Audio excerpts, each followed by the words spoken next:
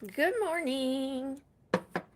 Good morning. Good morning. I just washed my face. My hair is up. I'm looking like roadkill right now, but that's okay because I'm feeling better. Yesterday I felt like roadkill, and this morning I feel better. I'm going to put this candle somewhere else because it is way too high. Okay, you guys. We have a surprise. Hi, Dave. Good morning, good morning.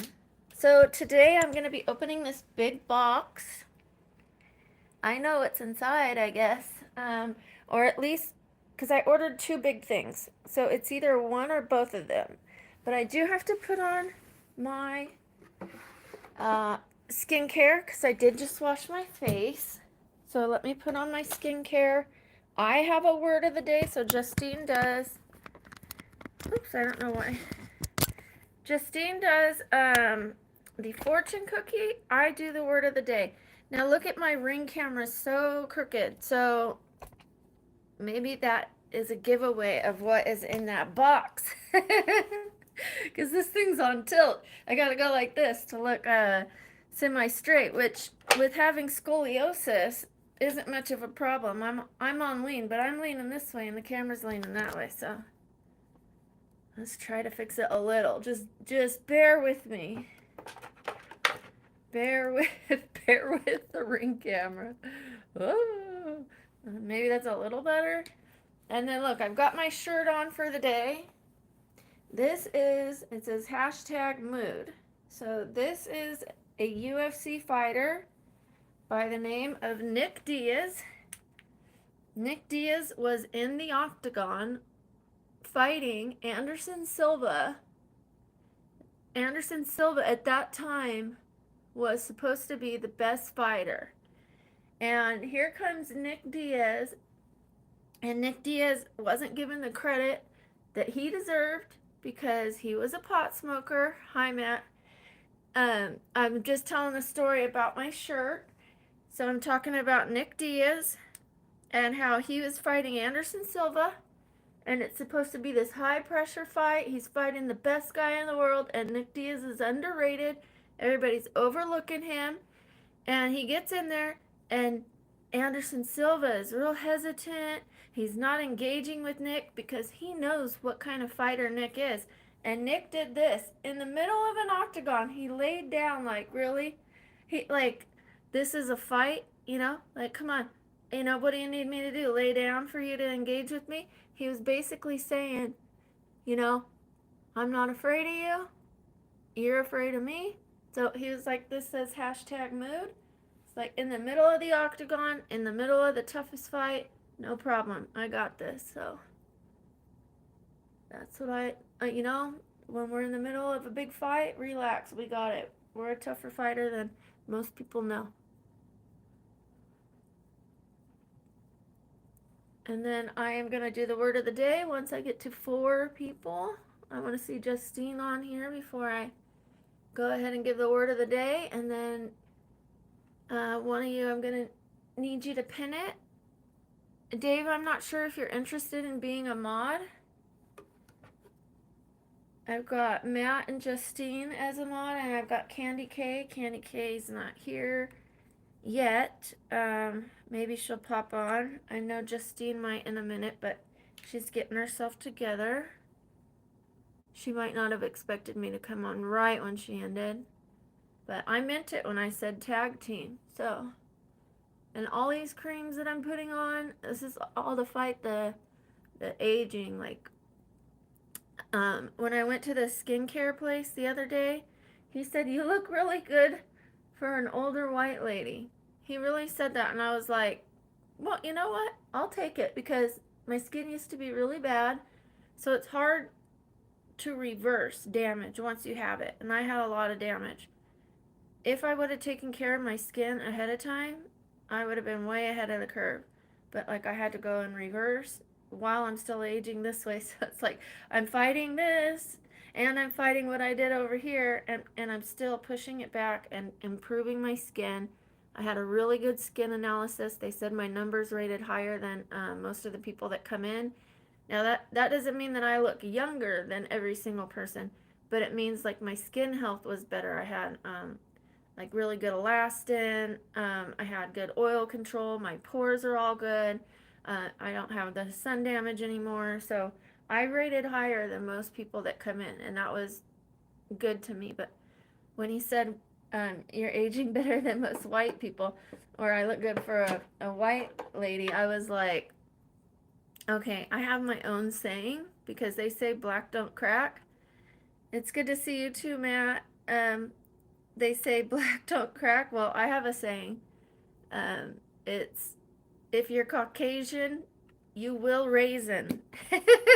You will wrinkle up in the sun, wither away if you don't take care of yourself. So, black don't crack and Caucasian will raisin.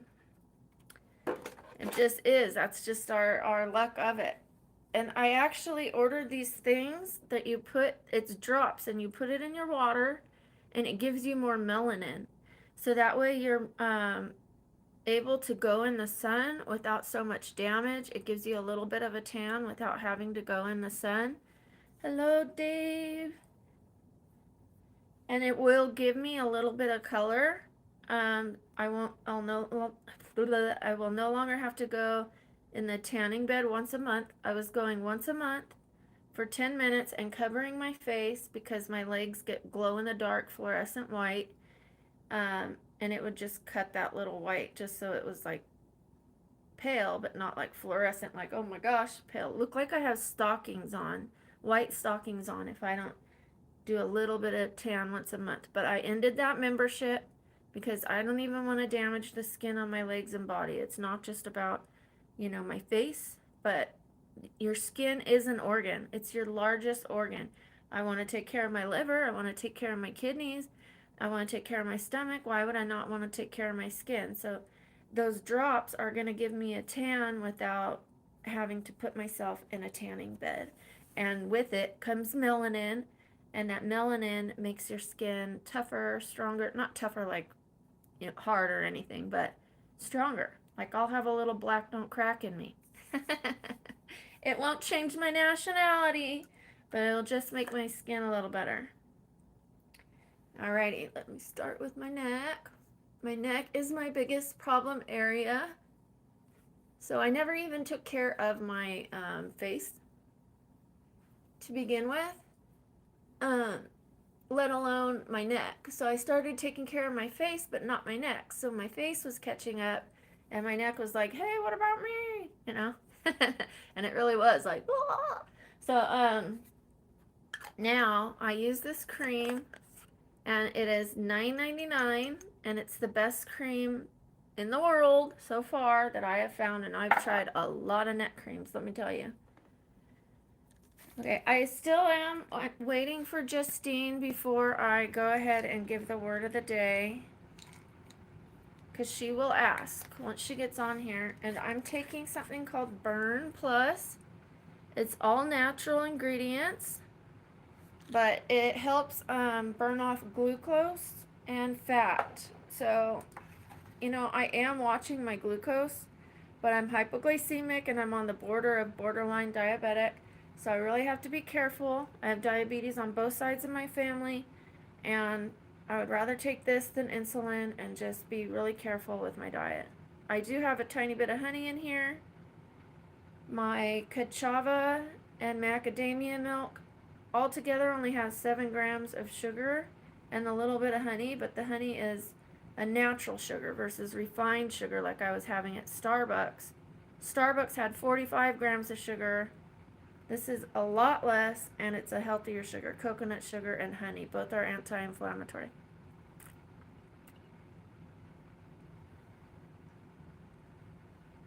Yes, Nick is the man. As you can tell, I'm a huge UFC fan. I'm friends with Hoist Gracie. I trained with Hoist Gracie. I told him that I couldn't train with him because I was disabled. And he said, There is no bad student, only a bad teacher. So he said he could teach me around my disability. And when we started training, I thought it was kind of like the Mr. Miyagi and Daniel-san, because like Daniel wanted to get in there and learn all these moves, right? And the first thing Hoist taught me was how to not fight, how to avoid a fight, how to get away from a fight, how to gently say, he was like teaching me like these moves, like if someone grabbed me, like not to yank your hand away, but to gently like to get out of it and to use words that de-escalate the situation. And I'm like, wow, this is intelligence, to the best way to win a fight is to not get into the fight. And here I am wanting to learn to fight and get in it, and that was the wrong mentality. Now, yes, once you're in the fight, you need the aggression, not overly aggressive, not overly heated, not to where you lose your mentality, but just where you have enough fight in you to win the fight if it lasts long.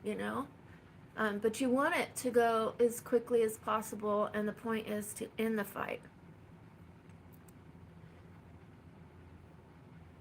Yes, nail those trolls. Okay, Dave.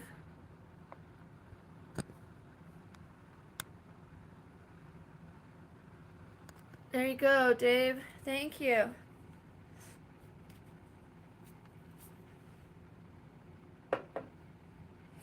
And I know this is controversial to some people. Now, this has no effect on the mind, no mind altering. This is just for inflammation in the body and pain, which, by the way, I saw something. Hi, Justine. Justine, I have to tell you, I'm so excited. I'm so excited. On the day that I was feeling so bad yesterday, I had to take double my medications, which I'm allowed to do by my doctor. He gives me a little liberty to take a little less on my good days so I could take a little more on the really, really bad days. And yesterday was one of those days. I took double my medication and I still felt double bad. Right now I'm taking a little hemp oil. No mind altering. Whatever anybody else does, that's fine. I'm just letting you know this is just CBD. Um, and there's other things like CBDA, CBDK.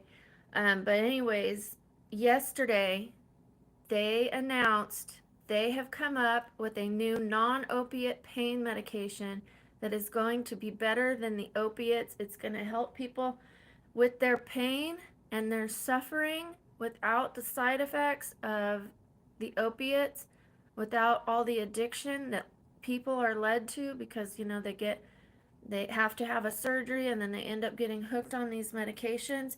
Now they have a new medication and I could not be happier about it. I I was jumping for joy inside my body because I could not jump for joy yesterday.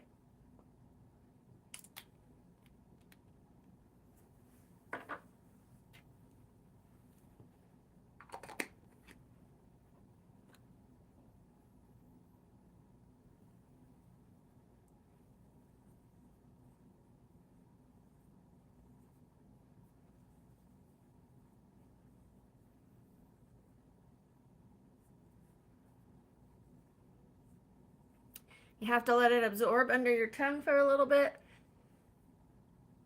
It absorbs into your body faster if you let it absorb under your tongue versus just swallowing it. Okay, so those things are all on, and I don't know if you missed it, Justine. I'm gonna have to look, but I know that they announced it yesterday, and they don't usually announce things if they're not close to putting it on the market. And so I'm going to be the first one knocking on the doors. I'm going to be bringing that to my doctor, not waiting for them to bring it to me. I'm going to be like, yes, please put me at the top of the list. So Justine, I just shared that I'm taking this called Burn Plus. I just started taking it. It helps with glucose because I have diabetes on both sides of my family. I am hypoglycemic. Now, you know, obviously people have to talk to their doctor. This doesn't replace insulin if somebody is diabetic and is already taking medication, but it might be a good addition too because it's all natural. It just helps to fight the glucose and fat in your body. So for me, who's like hypoglycemic and borderline diabetic, um, I want to make sure that I, push that back a little so that I don't end up on medication. Um, but it also helps with weight loss and things like that. And I started it like a week ago, and I'm down a few pounds. I don't know if that's because I also have been watching what I eat and watching the sugar, but when I first cut sugar, I gained weight. And now I started taking this. It's been helping with my appetite, and I'm down like 4 pounds, 3 or 4 pounds. Yeah, it works. Um, I do, like, I am a distributor for It Works, but I don't like push products on anybody. I don't. I just honestly use them, and I have a distributorship so that I could get a discount. I used to sell the products. I'm not opposed to selling them. If someone wants to buy them through me, or they want me to buy them so that they don't have to pay the extra price, they want my price, I'm happy to do that. I'm not going to do the whole, oh, you have to buy for 3 months to get the discount like they want you to do. No, I'll just buy them at the discount price and sell it to you that way. But I'm not trying to sell anyone. I'm just explaining what works for me. I only use a couple of their products. I couldn't spend $1,200 a month to use all of their products. I used to make money selling the products because they are good products. I use the skinny wraps on my stomach. It helps with the loose skin. But now I'm doing the laser, and the laser is doing what the wraps do more permanently. And then when I use the wrap on top of it, I'm going to be double tight on that loose skin. It's working so well, that Frax laser. So I'm going to have to sit through it better next time and go on a day when I'm not really hurting so that I can sit through it better. Okay, we are going to do the word of the day. Ooh, ooh, ooh. And just like that fortune cookie, these are hard to read. So I'm going to read it for you. And Matt, get your fingers ready, or Justine, or Dave. You all can type this out. First one to pin it, go ahead and pin it. Okay, so I don't think much of a man who is not wiser today than he was yesterday. And that's man or woman. When they say man, they mean the human, the human. I do not think much of a man who is not wiser today than he was yesterday. That doesn't mean we have to be Albert Einstein. That doesn't mean we have to be completely book smart and earn a college degree overnight. It means that you learn from your mistakes. Even if you learn from one mistake, that you become better today than you were yesterday. Remain open-minded. Learn one thing, a small thing. Listen to something somebody else is telling you, and don't be the smartest man in the room, because if you think you're the smartest man in the room, you're not going to learn anything new. So I will say that again. Hi, millennial. So let's do this. Yes, you got it. You got it, Justine. Justine wins. Woo woo. Justine's got those quick fingers.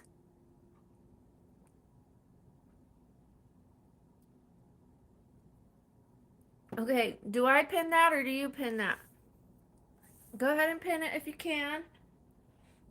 And we're going to open this box together. It's so exciting. Okay, so let me open it, and then I have a little something to say about it. Well, I'll put a little of this on my hands. This is a product I didn't think I was going to use much. It kind of felt like it was too much for my face because I already have enough on my face. I started putting it on my hands and my décolleté, and look, it's like almost gone. I don't know if you could see that very well because of the lighting, but I don't like things to go to waste.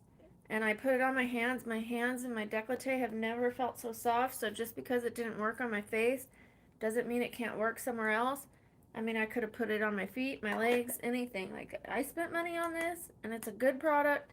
It just maybe wasn't the best for my face, but it is amazing for other areas. So I am not a waster. I will donate to somebody else. I will repurpose. I will do it, whatever I have to do.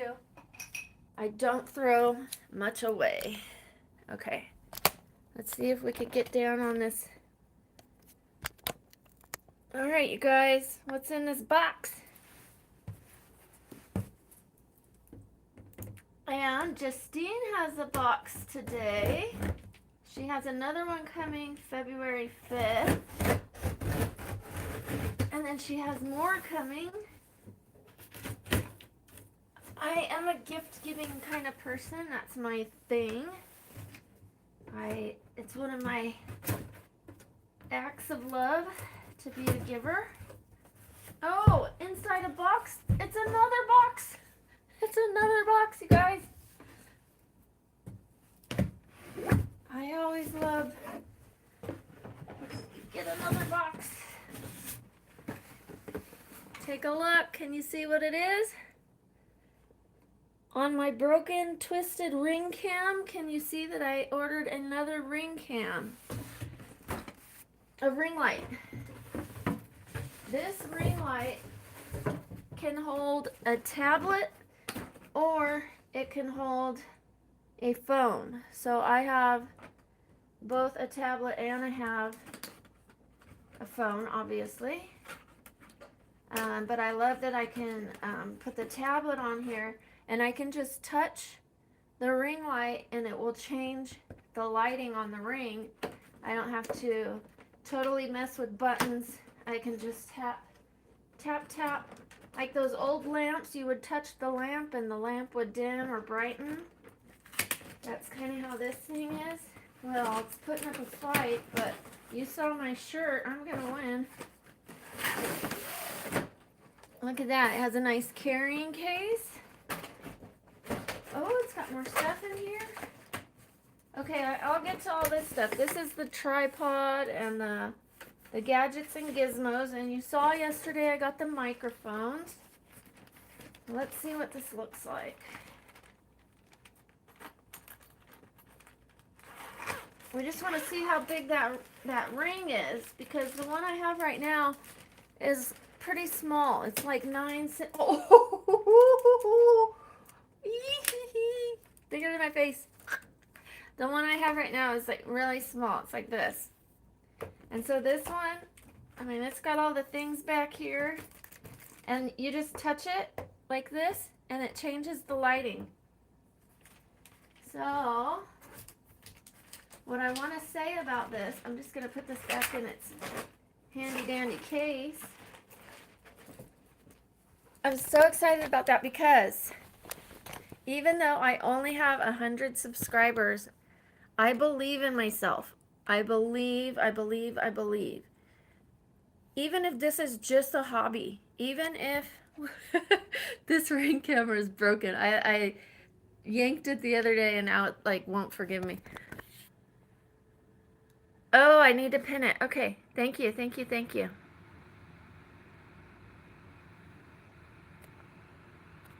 Pinned. Okay, so, you know, I'm investing in this. Now, you don't always have to. You can start with what you have. I can use some duct tape on this rickety old ring camera, which all the lights don't work. I have to plug in a cord and use a cord controller to change the lights that don't all light up. And I could work with that. I could work with just my phone to start making content. Or I could believe in myself and say this is something I'm going to do long term. So I'm going to put a little money into this and let this continue to be a hobby. I spend so much time at home. You know, like how many hobbies can a girl have at home? And let's keep this PG-11 like Justine says. I'm going to let this thing go crooked. I don't want to hold it. It's making it shaky. Okay, you know, like I did buy an art easel. So I am going to start drawing and painting. I have the supplies. I have the canvases. I have the paintbrushes. I have some little clay things that I'm going to paint. I'm going to be starting belly dancing. I'm going to become wiser tomorrow than I am today by learning all these things. And instead of just laying here in my bed, this that's pretty much my existence, you guys. I lay in this bed, I hold the phone like this, which is no wonder why my elbows hurt, and I'm watching other people live their life. I'm going, what is this person doing? Oh, okay, little entertainment. What is that person doing? What, okay, all right. And I'm watching other people live their life, and I'm laying right here.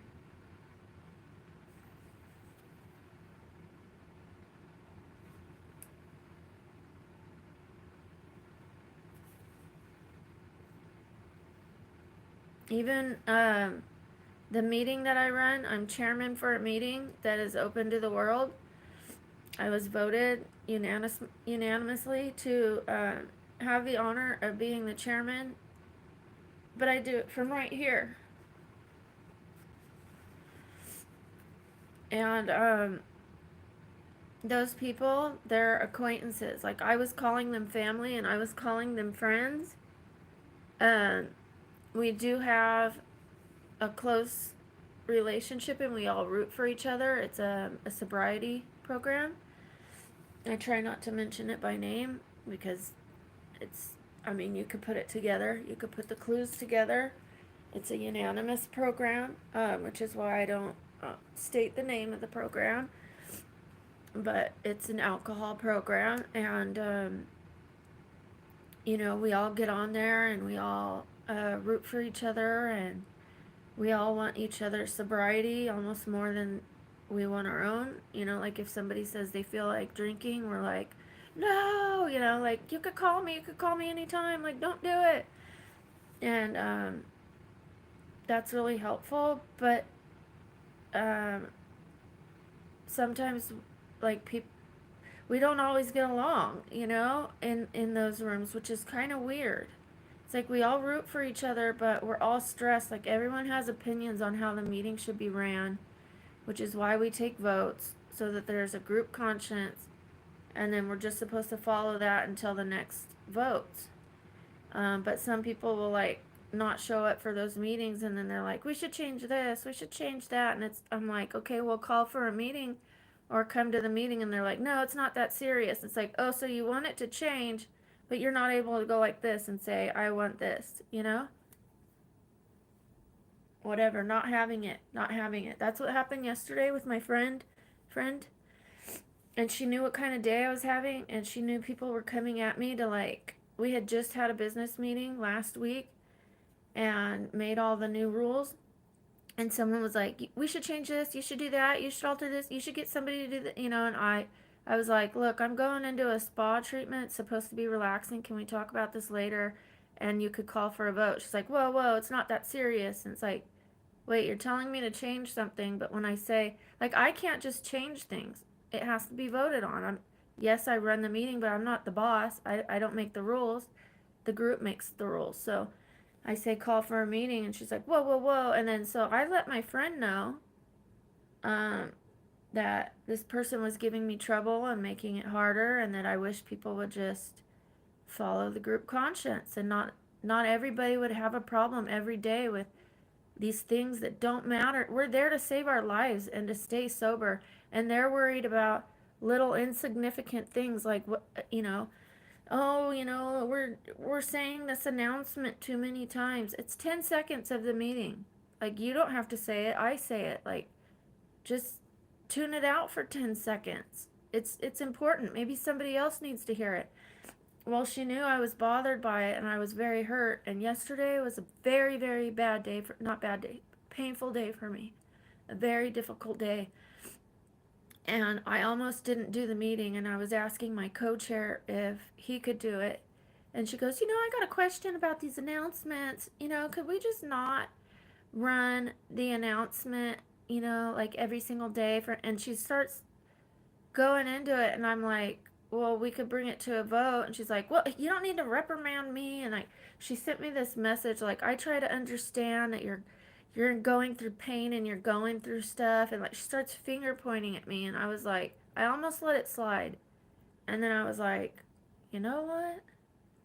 And I ended the friendship. I'm like, This isn't a friendship. She only calls me when she needs something. She's intolerant. I can't do it. I can't have friendships like that. You're either there for me when I need you. You either think of me as well and treat me like a person. Like someone that's so intolerant of 10 seconds in a meeting that they don't have to say, and always constantly like, these are people fighting for their life and sobriety. I'm sorry, I'm going off on a tangent. And she'll say things like, I hope so and so doesn't come back. I really don't like so and so. I don't want them to come back. They can lose their life to alcohol if they don't come back. And you're going to say, I hope they don't come back? How about hoping that you gain some tolerance? How about instead of hoping over the fence that those people go away and those people change, why don't you change yourself? I lost it yesterday. I'm done with intolerance. Especially when people aren't doing anything to you. They're just being themselves. They're there fighting for, oh, they talk too long. Oh, this person mumbles. I don't like it. Really? I mumble. I mumble. I don't move my mouth a lot. Like I had, like, are you intolerant of me? Do you want me to go away? Do you want me to go back to drinking? Because I mumble? Sorry. It's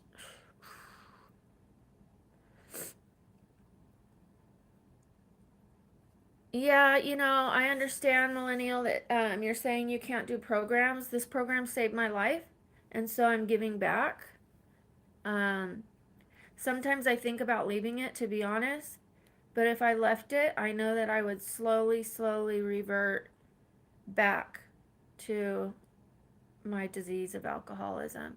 Maybe at some point I won't need this program, but I committed to another 9 months of being the chairman, and then someone else can take it. And then I might start doing less and less meetings. I mean, even as the chairman, I could do less meetings if I want to. But I'm here in bed, and I'm like, what's it going to hurt me to get on, tell my story, be of service to other people?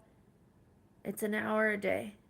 And then I send people their court verifications so that they can better their life and move on. Thank you, Justine. Like I'll get over it. And I'm sorry for her because she's going to have to live with herself. She's going to have to grow and change if she wants to start liking people, because she was saying she might change meetings, but she's going to take that intolerance with her to all these meetings, and it's going to slowly, slowly seep into all these other meetings if she doesn't change herself.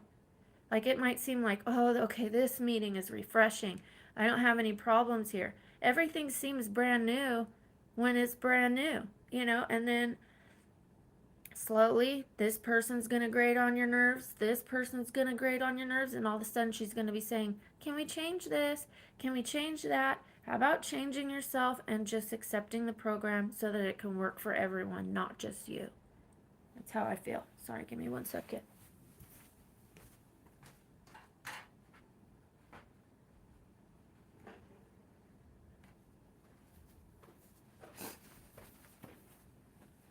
I'm sorry, that made me a little emotional, but it also charged me up. So I used to be a huge people pleaser, and I had a sponsor, and my sponsor's like, I want you to work on your people pleasing. And I think I was trying to work on it, but I still wanted to be nice. I don't want to cause, you know, any trouble or make any waves in the meetings. And then like one day this guy was like groping me all over, and I'm like doing this, and I'm like, stop, no, no, like stop, like, because I knew this person for 3 years and they had never touched me. They had always like done a fist bump, very respectful. He's like coming up behind me as I'm like writing something down over a desk, and then grabbing me, grabbing me, grabbing me. And that's where something changed. And then I went to tell my sponsor about it. And my sponsor was a male. And my sponsor's like, you don't deserve that. Like, we'll go to another meeting. And again, people shouldn't run you out of a meeting. They should change. Yes, you can choose to go to another meeting if you want to. But at that time, I'm telling him that I'm feeling uncomfortable in a meeting. He chose to tell me he was attracted to me, my sponsor. He took that time as an opening to say, I know you're not wanting to date and you want to focus on your sobriety, but I really can't wait. I really want you to hurry up and date because I'm thinking like you'd be a good companion. Right after I tell him someone groped me in the meeting, I changed. The people pleasing was done. And I was like, you know what? People aren't going to be ready for this because it's the sweet pushover Brooke is going to change and they are not going to know what to do with it. They're not going to know this Brooke. And that's okay. You know, this is my authentic self. I was not being my authentic self when I was people pleasing. People pleasing will hurt you because what I did is I came home and I internalized those feelings and then I wanted to drink because I'm like, oh, this person hurt me and this person said that. Instead of me like saying, hey, get your hands off of me. Don't touch me again. Or how could you say that? You're my sponsor. I'm sorry, you're fired. Like, no, I didn't do that. Like, I'm like uncomfortable and don't know how to confront people. Drunk Brooke knew how to confront people. Drunk Brooke knew how to stand up for herself. She stood up for herself so much she'd go to jail. She would defend herself tooth and nail. She wouldn't let anybody hurt her. And sober Brooke isn't used to that. So, um, sorry, I just got a message from that friend I was talking about. Um, sober Brooke is now learning to be her authentic self because I do have a sweet side, but I also have an assertive side. And both of those are okay. You need those assertive sides for those moments where it calls to be assertive. And it doesn't mean I have to take it to a 10 and go to jail. It just means I have to speak up for myself so I can tell that person, don't touch me. And then I can go home and feel comfortable instead of internalizing it and saying, I'm not safe in meetings. And poor me, I'm too pretty to go to meetings. People want to touch me.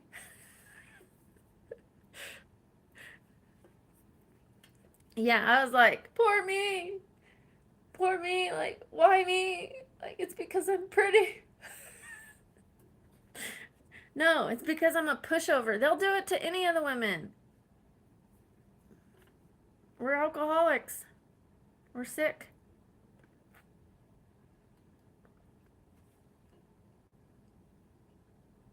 So just because I'm in a program with them does not make them my family and does not make them my friends. People become my family by how they treat me. That's where I'm at today.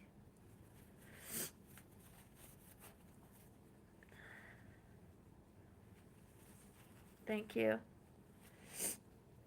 I'm curious to know what her message said, but not curious enough to push the text. I'm going to put on a tiny bit of makeup and we could keep talking.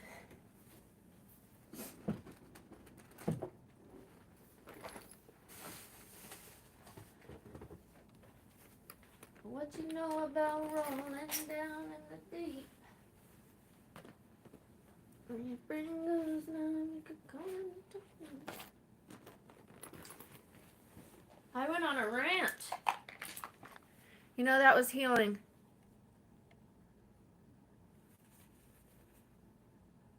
Yes. Okay, so part of this program is not just fixing your alcoholism. And that's why I stay in this program because there are steps in this program where we work on our character defects. And I have some too. One of my character defects was people pleasing. Even though, like, you would think that's not a defect because you're just being nice. You're just being nice to people. No, it's a defect. It hurts you and it hurts other people. So I'm having to write down on paper all the things, all the reasons why I used to drink. I'm having to face my PTSD. I'm having to face all the people that I hurt, apologize to people that I hurt where it's safe to apologize. I'm having to make sure I don't repeat the same mistakes that I made in the past. And that's what other people are supposed to do too. There's a reason we became alcoholics. And it's not just because of the alcohol. It's because of us. It's something was wrong with us. So we're there to fix ourselves. And I have to be careful. Not just in the in-person meetings where people can touch me, But it's almost more dangerous when people can touch you like in your soul and in your spirit and in your mind. They weasel into your life, and then they don't want what's right for you. She knew yesterday was one of the most difficult days for me, and she wanted me to run her meeting for her. And I said, I'm going to double up my medication. I'll try, but I don't know. I don't know if I could do it. And I got a text from her like, well, how you doing? And I'm like, and I knew she wasn't checking on me. She was checking to see if I could do her responsibility. I felt it. I felt it in my heart.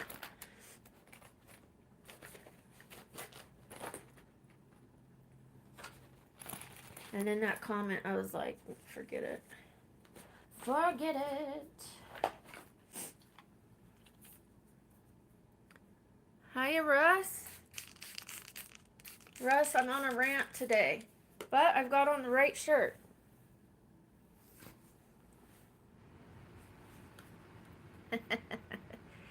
My evil laugh.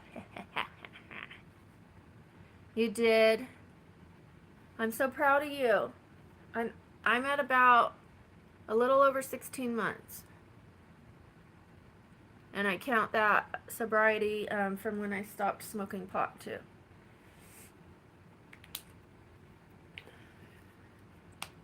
The reason I stopped smoking pot wasn't because I felt like I had a problem with it. It wasn't sending me to jail, but because I wanted to work on my defects, I wanted to do that with a clear head. I wanted to face these things and grow head on. I wanted to learn. I didn't want to just run from things. I didn't want to turn to a substance. Every time I had an anxiety or a stress, I wanted to learn to cope with life, with what I have inside of me, and not turn to like reach for something like, oh, I'm having a stressful day. Oh, I need this. No, I have everything that I need to solve that problem inside of me, just like that message said the other day, that every problem has its own seed inside itself to solve it. Isn't it funny how when we're talking about these things, those fortunes and the messages really come true? Yes, there's a huge difference. You could be dry drunk. Yep, you know it very well. You know it very well. And I don't want what they have. I don't want that kind of sobriety. And you know what? That's on them. That's on their side of the street to work that out. I think she's messaging me for, maybe she did some reflection. Maybe she's hoping I did some reflection and I'm going to change and apologize to her. We'll see how it works out. We'll see.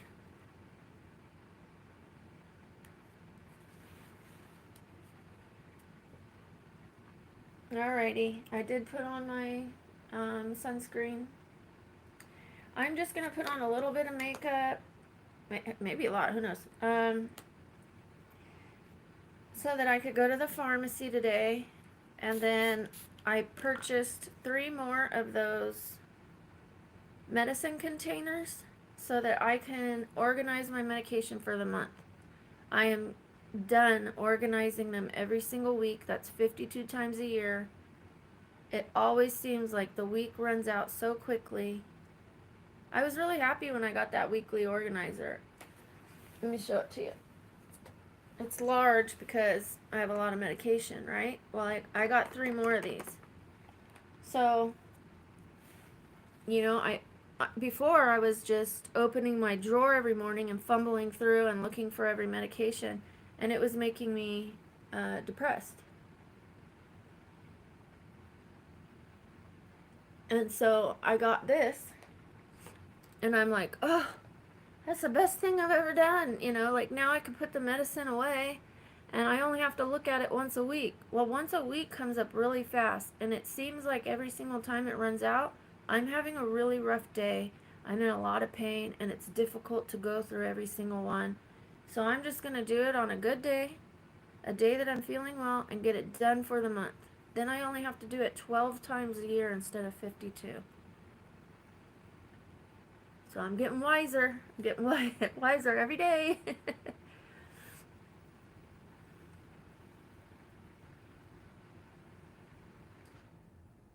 Justine, I think you and I both, today we hit a different point where we're like, you know what? Not today. Not today. And not anymore. Not anymore. I'm going to protect that part of me.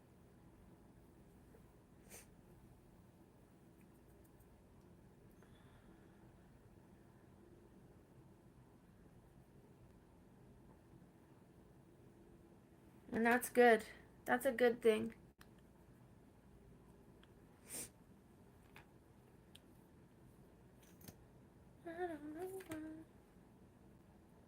I have these crazy bags and bruises, like, not bags like puffy bags, it's like hollowness.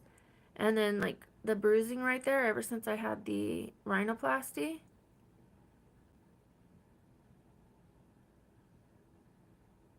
Yes. Actually, the sponsor apologized to me. He said he never should have said that. He never should have done that to me. He asked me if I would forgive him. Would I please forgive him? And then he was like, I don't want to date you. Like, he tried to take it back. He was like, it was just something stupid I said. I would rather he be honest and say, I shouldn't have said it, but not say, like, I don't, because I was like, now I can't be around you because you want to date me. So he's trying to backtrack and say, well, I don't want to date you because he still wants to hang out.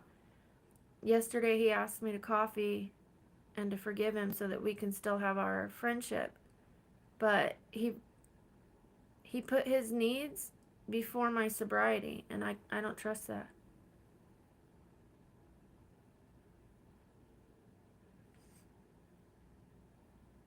And especially coming from a sponsor. A sponsor has, like, that's the one you're supposed to trust the most. Somebody with 35 years of sobriety and self work on themselves is going to do something like that. It's called 13 stepping in this program. And I don't want anybody to be like, and I know that maybe that's why you don't go to programs. Um, I'm not speaking poorly about this program. I'm speaking poorly about those individuals. And you know what? None of us are perfect. Doesn't give them a right, and I'm not giving them a free pass. But it's not the program's fault. So I don't want to deter anybody from going to a life-saving program. You just have to, like, have your armor up.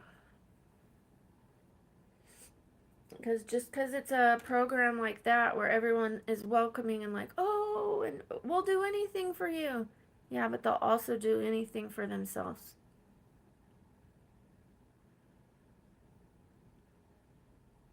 Yeah, and it's not just the women, millennial. It happens to the men too. There are a couple men in our Zoom, and they get flirted with, and one of them like got really angry and is like, I have a wife. Like, please stop direct messaging me. And then a few months went by, and that girl starts doing it again, and said, love you, and like, or your hair looks great, your haircut looks great. And one of them just ignores it, and the other one gets annoyed by it. So it happens to men also, like, there's women don't get a free pass here, we're all sick. Some of us more than others.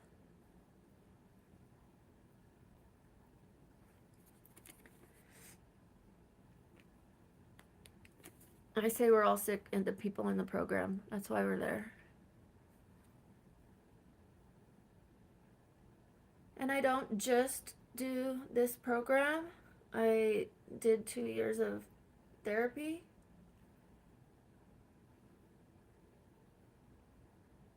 And that helped a lot. That helped me get past traumas that the uh, meeting couldn't get me past. It was like an addition to it, just gave me more tools in my toolbox. Yep, 13 stepping, all right. You know a lot about that. You know a lot about the program I'm in, it seems.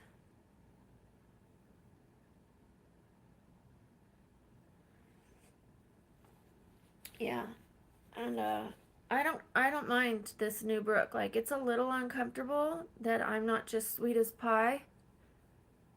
Whatever you want. Like, oh, let me apologize for your actions. I should have been better. I should have done better. Let me bend your way to make you more comfortable.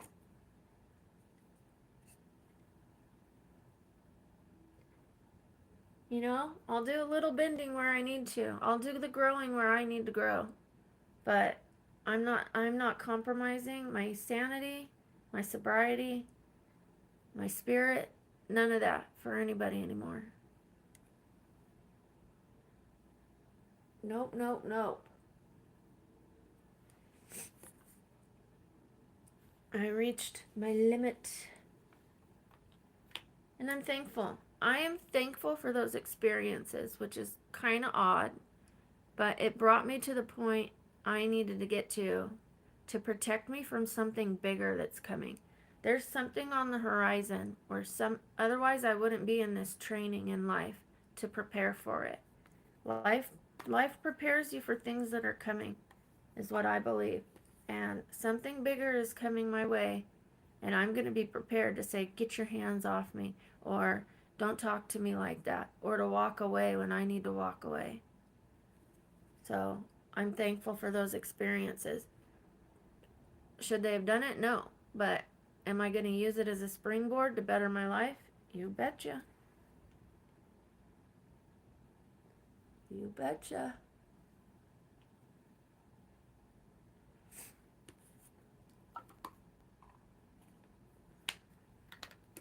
And I make mistakes. I make mistakes. I made one when I met Justine. Instead of just watching and waiting to see what happened, I asked a question and it had a tone in it. And I apologized, and luckily she forgave me. Luckily the mods weren't there to kick me out that day. And she forgave me. She put me in a timeout that I deserved, and then I came back and I said, I was asking the question to find out, but she wasn't wrong. I was asking it with a tone. I was like, Are you? Are you? I was misunderstanding the dancing with the heavy conversation, and there I went judging. Like, I was asking, but I was judging at the same time. And I'll admit that. Like, I had to learn from that. I used my time out to learn.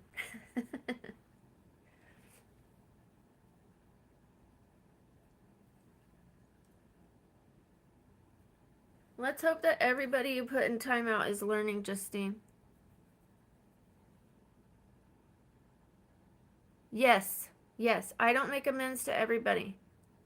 I do not. If it's going to cause them any harm or it's going to cause me any harm, if it's going to open a door that is dangerous, I am not making amends to them in person. So, like my ex that was stalking me and following me, I'm not going to open the door of communication to apologize to him. Then he'll start sleeping outside my house for 6 months again. Like, he's going to think, oh, she wants to talk to me. Like, no, no, no, no. The way I'm making an amends is by being better. That's like, I hurt him while I was drunk. I went to jail for it. Yeah, he was hurting me, and I started hurting him back. Like, it was a toxic relationship. Doesn't give me the right. I should have walked away, not kept engaging in this toxic relationship to the point I had to defend myself physically. And then I hurt him. I went to jail, and he starts following me, and there's no way in heck I'm gonna pick up the phone and say, I need to make an amends to you. No, instead, I got sober. I'm changing who I am so that I never hurt anyone else, and that's the way I'm making an amends to him, by just being a better person. I owe it to him and I owe it to myself, but I don't owe him a face-to-face apology. So you're right. You're right about that, Justine.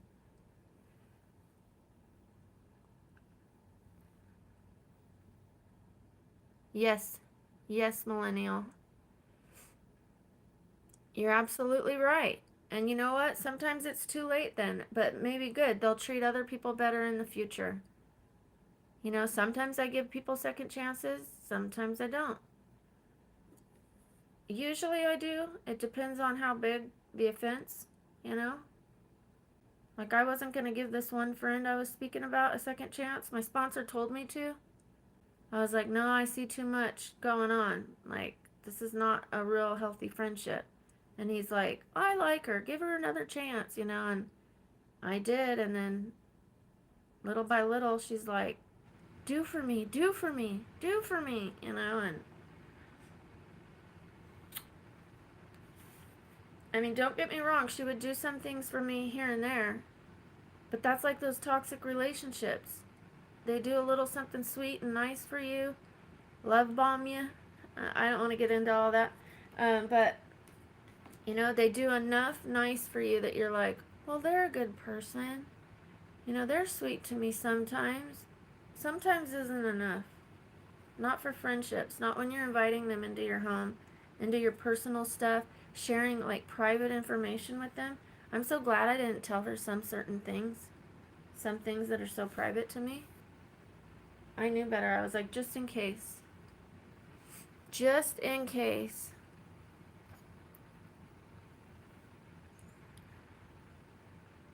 Yes, Matt. Yes. That's, you know, the timeout is to give people a chance, right? Like, okay, you know, let's hope that that was just a mishap, you know, like that you learn from that and don't do that here anymore because it's not going to be tolerated. You know, like Justine said, just pay attention for a while. Sit here and look and see what's going on. You know, or ask without the tone. I could have asked without the tone. I could have said, you know, do you mind me asking politely, you know, what we're dancing for or something like that. But I was like, are you? I asked it in a way where I already thought I knew the answer. That's what I was projecting what I thought.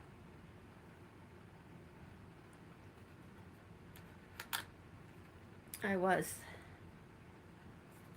That's not cool. Not cool, Brooke. Who do I think I are? And now, you know what? I was thinking about it last night. Yes, second chances for those who are working for it. You know what I mean? And yes, you watch what they're doing. So, like, people that just say sorry, it's like, okay, thanks for your sorry. But when you see the actions that represent their sorry, that's where I give the second chances. And a little part of me is still looking, you know, not waiting and hoping that they'll mess up again. I'm hoping that they'll do right, you know. But I'm watching, you know. I mean, we should be watching anyways. We should give people a chance, but without totally letting our guard down and hope that they're going to do right by us. And when they don't, you either cut them off, or if they're worth it, they have enough value, and it wasn't that big a deal, you give them a second chance. And then they do what they're going to do with it. Wow, this has turned into like, I'm sorry. I didn't think no, I'm not sorry. I'm not sorry. I didn't expect, I thought this was going to be a box unopening, which it was. Maybe put on a little makeup. I did not expect to like, I hope it's not coming off as like I'm on my preaching on a soapbox. I'm just speaking and I'm a little passionate about it because it happened last night and it's been happening to me throughout me being in the program, and it came to the surface. But I have something important to say here in a second. Yes, I get that, millennial. I totally get that. And yeah, at first I was like, my family, my AA family, you know, like everyone in these doors is my, oh, I said the program. My family, you know, like everyone in here is my family. You got to be careful because there's people in there that have things that they want, you know. So now I'm like, you could be part of my family. You know. And last night I was pretty upset about that, how that happened and when it happened, because I wasn't feeling well. And it was like, she knew I wasn't feeling well. And when you end a friendship, it hurts. Even if it's the right thing to do, sometimes it hurts. And then I thought of you guys. I really did.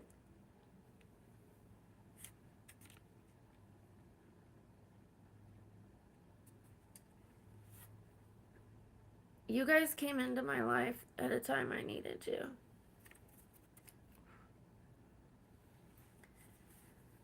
Because as some people are leaving my life, better people are coming in. And so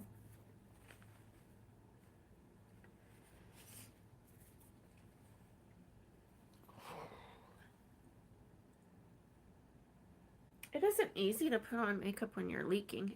Your face is leaking. And I shouldn't be drying it with my beauty blender.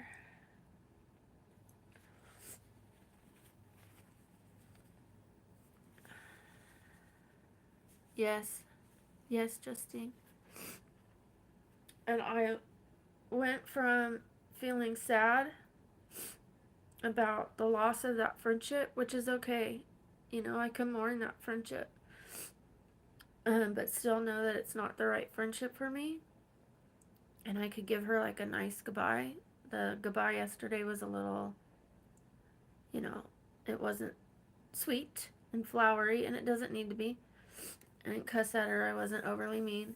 I just was firm to like stand my ground for myself. But I went from being sad to being very grateful for you guys. I was like, the timing is perfect. I am gaining more beautiful people with more value that have done the work already to work on themselves, and not people that are coming in broken and still have a lot of work to do. Like, we all have work to do, we all have growing to do.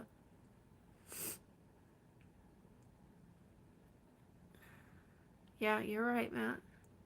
You're right.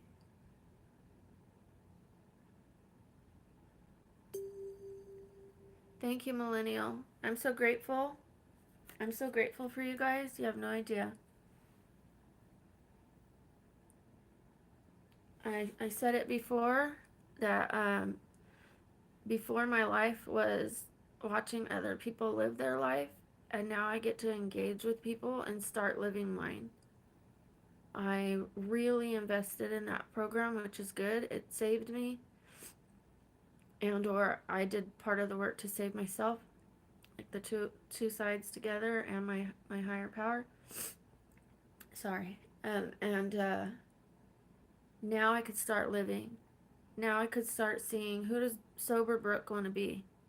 Does she, what hobbies does she want to have? My hobbies were laying here and watching YouTube and going to this program. That was it. And the doctors.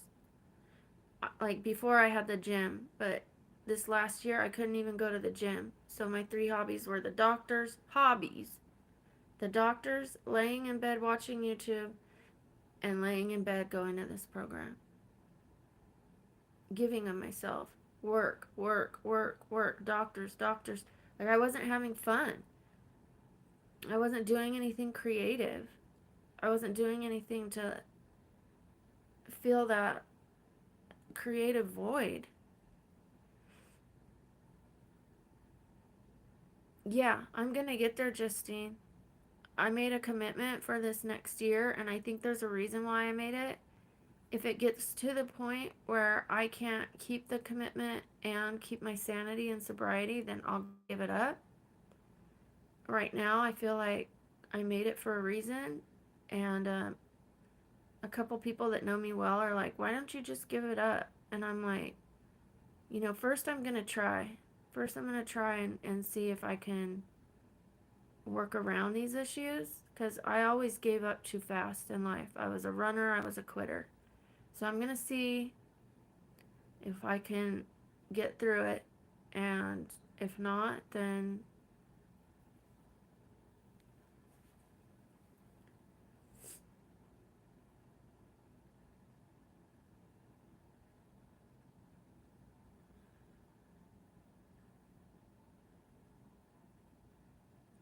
but yes, I'm gonna get to that point.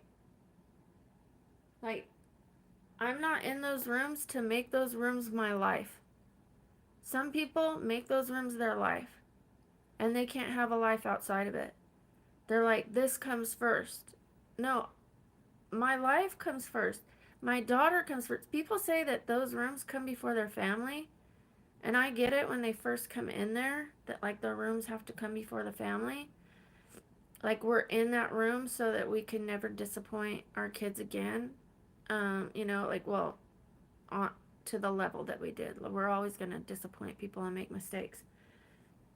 But like tiny ones, hopefully, you know, the avoidable ones are the ones that we don't want to make again.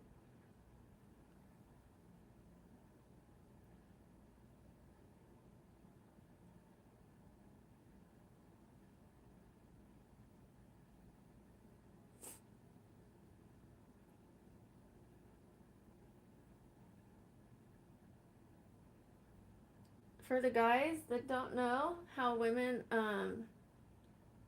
shape their nose, this is what we do. Wait, can you even see it? See that brown? See the brown on my nose? I'm brown nosing. That's how we get a little shape and contour on our nose to define it. And I used to have a big nose, you guys. Wait till you see the pictures. And I didn't care because I was still pretty. And when I say those kind of things, I don't say it to be conceited. It took me a long time to accept my nose, to accept myself. I used to have an ED where I wouldn't eat enough. I would always look in the mirror. I was never satisfied with myself. Not in my youth when I had a great healthy body and I was putting it through heck and not giving it nutrition. And now I'm older, saggier, bigger, wider, bumpier, and I feel prettier than I ever did. Because that pretty came from in here, from accepting myself. So yes, I had a big nose, but I learned to love it. And the only reason I went ahead with the surgery was because I couldn't breathe. I don't know why I'm trying to do my nose right now because I keep having to wipe it from crying.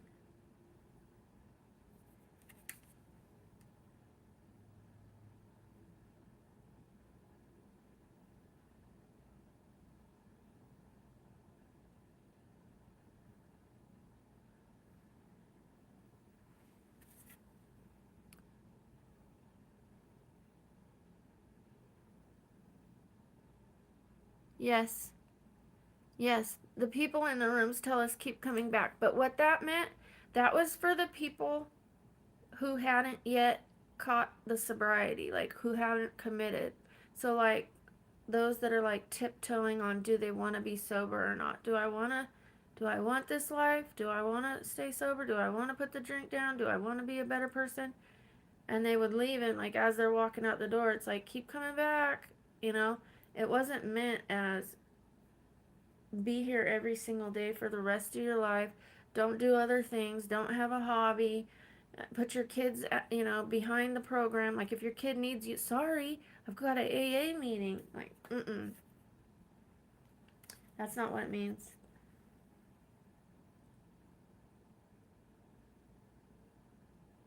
I heard someone say, my kids know that AA comes first.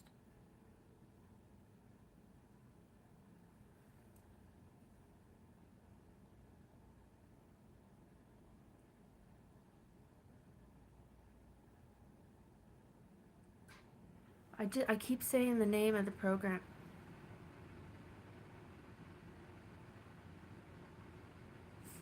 And let me just say, for those who feel that way, that the program needs to come first for them, that there must be a reason they feel that way.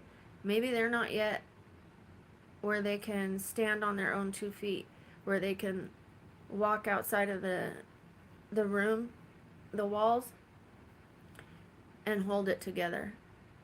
Maybe they need it so that they can still be there for their kids. So I should try not to judge that, but that's not for me. I don't want to stay forever to where it's my life. I'm doing it so I could have a life.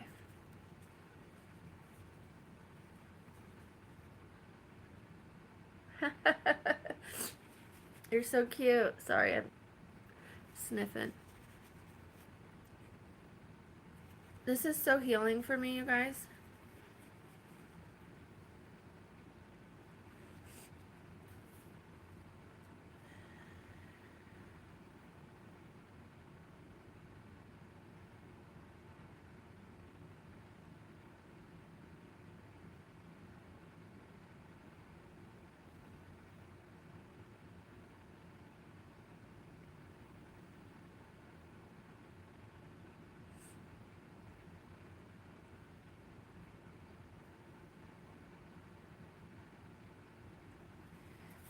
And the brain goes numb. I got that song in my head. You could call him mental freak.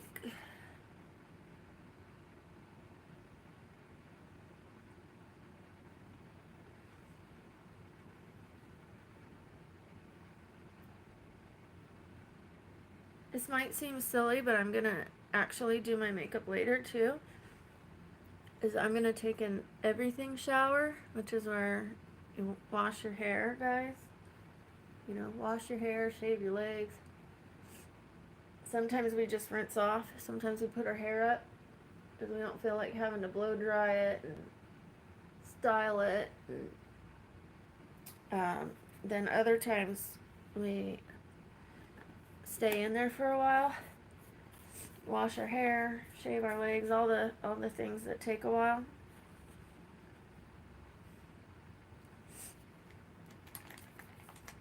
So I'm gonna actually do a different style of makeup, and or I might test the different setting powders like I said, so that I can film some content today.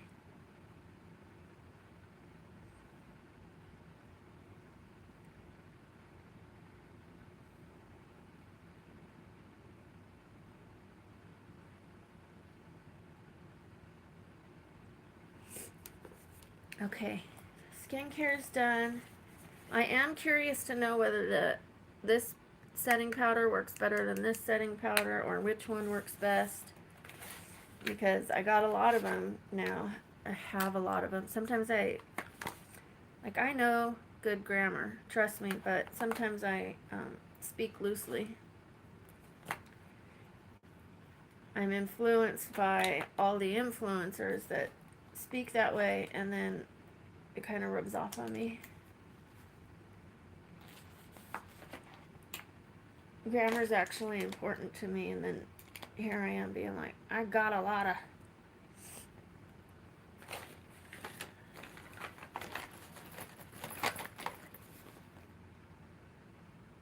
Okay, Justine, thank you for being here. Thank you for supporting me. It means a lot to me.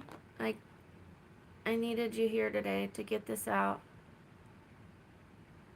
Yay! Checking on your P.O. box. I hope you like it. It's a little different.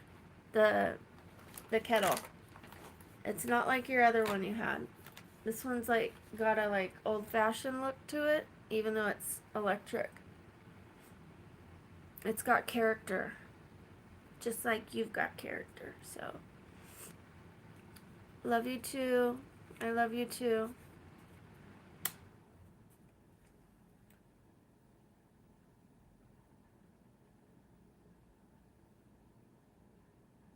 Tell Heidi I said hello, please. Yeah, Matt. Great minds think alike.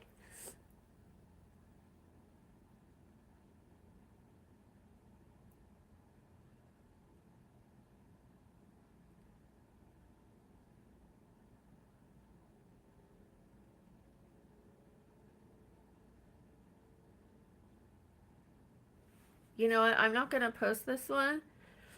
I'm just going to keep this one between us because I spoke about the program, and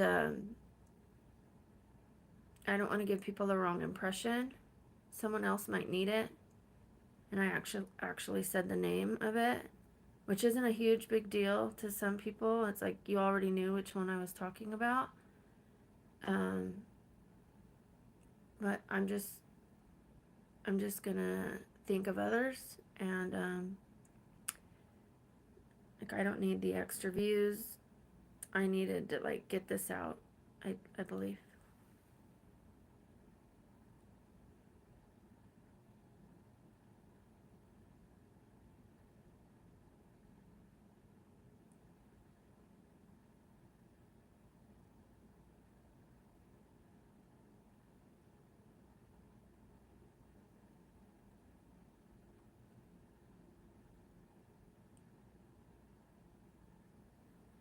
I don't know. Maybe the what we talked about would help other people. Maybe it'll help them,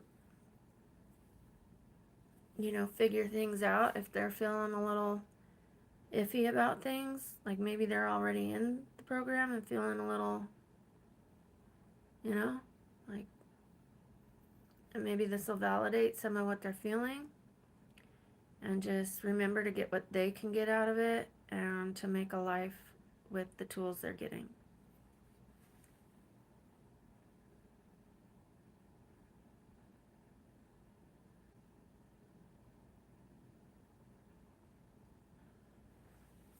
All right, I'm starting to look a little alive.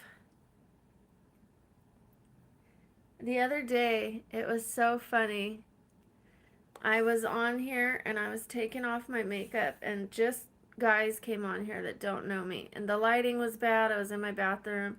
Like it's showing the hollow of my eyes. Like I'm taking off my makeup. Like I'm going in reverse. Like from like, looking put together to like Coyote Ugly.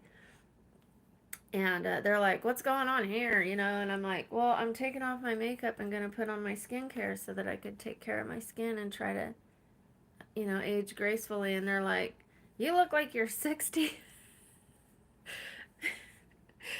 And one of them's like, did you fight in the Civil War? And like, someone was like, they're being so mean. And I'm like, they're being hilarious. Like, I don't even care. They're trolling me. Like, it does not even bother me. Like, I know that I look good for my age, and I don't even care if I look my age or even look a little older. Like, I'm confident, I'm comfortable. Like, they're not gonna shake me. Like, I think that's funny. Like, that was a funny one. Like, did you? This is, I mean, it's not the most clever of all clevers. Like, did you fight in the Civil War?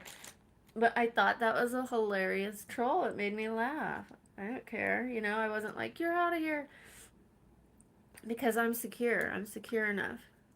Like, the old me would have ran and hid and sent this ring light back. I'd have been like, I can't do it. People are going to tell me I'm old. I am old, so what?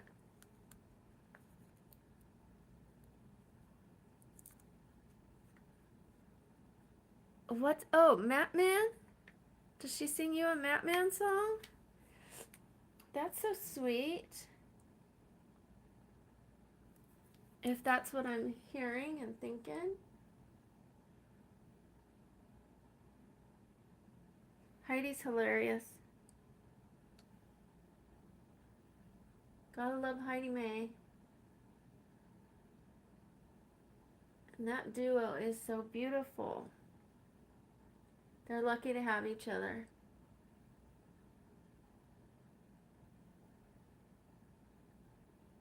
We're all lucky to have each other.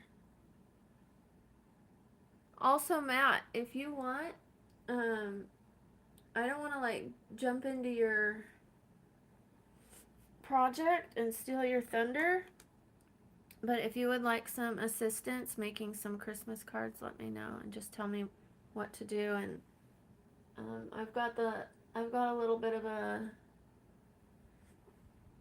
art talent myself, so I'd be happy to assist you.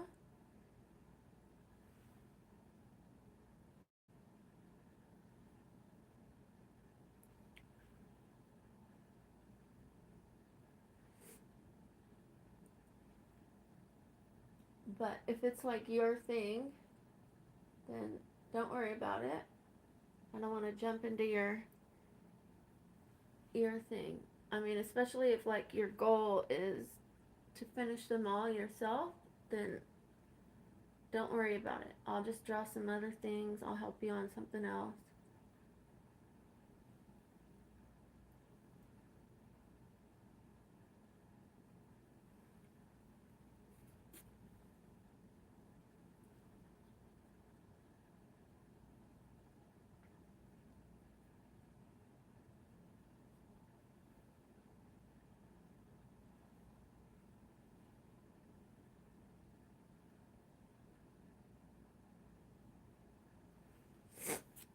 Sorry. Like I'm sniffing because I was crying. Like I probably need to go blow my nose and I don't want to do it on camera, and then I sniffed and I'm so sorry. It's so rude of me, but I didn't realize it was going to be like that.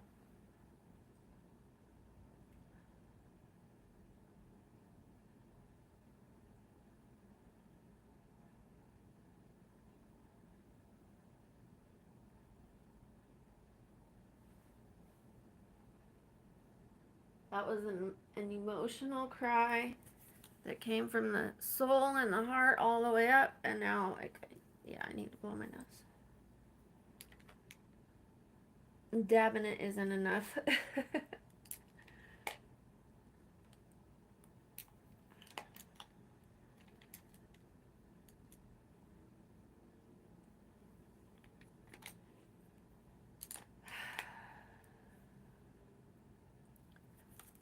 So Matt, I came on yesterday and I was like trying on clothes. I put on one outfit and nobody was here, only Dave. So, oh, I don't mean to say nobody was here. Dave was the only one here, is what I should have said. And so he had the idea that I should do the clothes thing on Sunday when Justine's not doing her filming, and that if we plan it so that I don't just do it willy nilly, that everybody knows that on Sunday I'm gonna try on some clothes and we're gonna see which ones I should get rid of. But when I tried on like the first thing yesterday, it fit me. And then like I tried to see like what shoes and purses I could pair it with because I kind of want to get rid of shoes and purses. Like all the purses and shoes I have would have worked with that outfit, and I'm like, this is going to be difficult. Like, do I need to just get over the fact that I'm trying to get rid of clothes because I'm a minimalist, so having items is bugging me? Should I just like get used to the fact I have items now? Like I never had items before. That's why when I was saying I've never had sweats before, I mean it. Like I wouldn't buy myself clothes.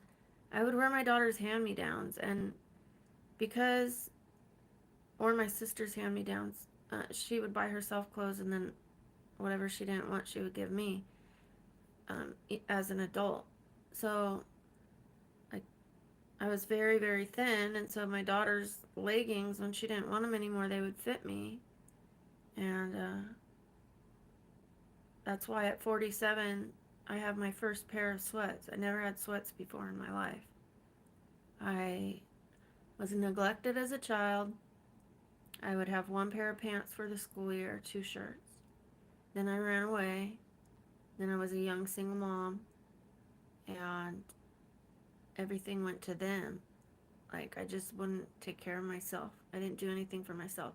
No skincare, no clothes, no. I would drink. I'd spend money on alcohol and weed. That was, I could have just put all that money on like a little skincare and like taking care of myself, buying myself perfume. Last year was the first year I ever owned a bottle of perfume. There's something about that. That's weird. That's strange.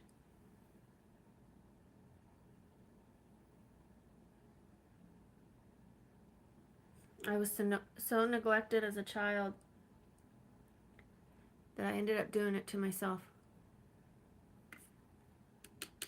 I just realized that.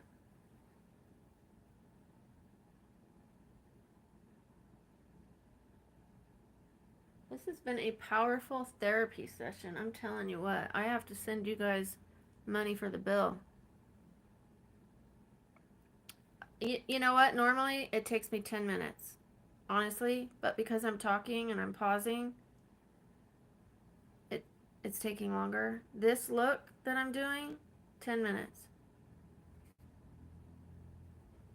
I'm quick with makeup. I don't spend a long time doing makeup.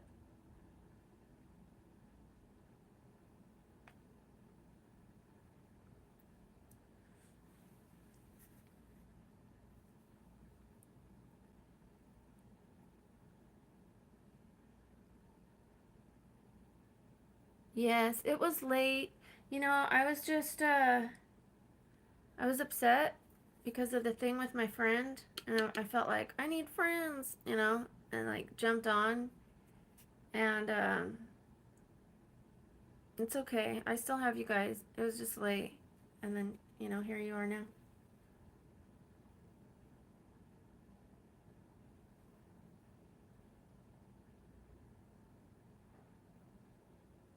So we could plan on Sunday. What do you think? Yeah, I know, millennial. Some women take hours. Some take an hour. Some take two. I mean, every day, 10 minutes. Later, I might take like a half hour. I'll put eyelashes on and stuff like that because I'm gonna do some content. I'm gonna go from like, I'm gonna take a video of myself with no makeup, and then I'm gonna transition to myself with makeup, my hair all done, curled nice, and then I'll do another one with a wig for this one trend called unrecognizable makeup. Hi, Candy K. How are you, sweetie?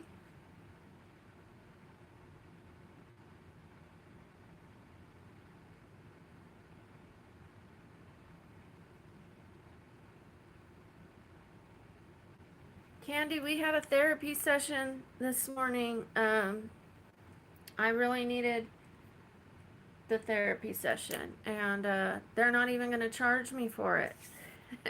If they are, I guess I'll get a bill in the mail. How are you doing this morning, Candy? Miss Candy K? So it started off with,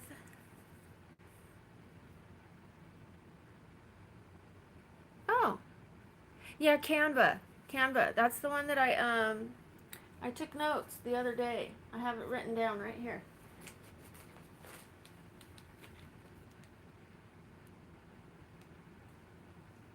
I'm like, where is it? Oh, this is the one where it says join Justine's Discord. All the notes from Justine's thing, so it must be on a different page. But I have it. I wrote down Canva because I finally watched those videos on how to make thumbnails. I bought the ring light. I bought the big, like giant light to put a different light on, especially because I'm doing makeup, so I need it to show. Like if I was just speaking, yeah, a little lighting, but I mean I need like real lighting. So I got the real deal. Yes, I needed a therapy session. And Justine started out emotional this morning on hers, and it carried over here. Only I cried, you know, heavier. I needed it. I needed to get it out, and I was uplifted and encouraged. Oh, okay. Thank you for that tip. You cut. Thank you. Thank you. And can I do it from my phone? Or do I have to use my tablet and laptop?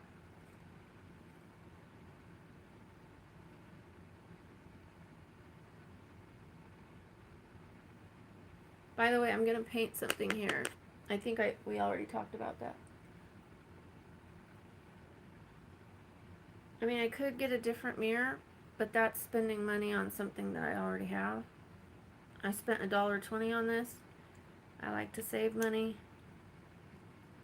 I'll spend it where I need it. Like I got the ring light because, you know, the candle I have isn't gonna cut it.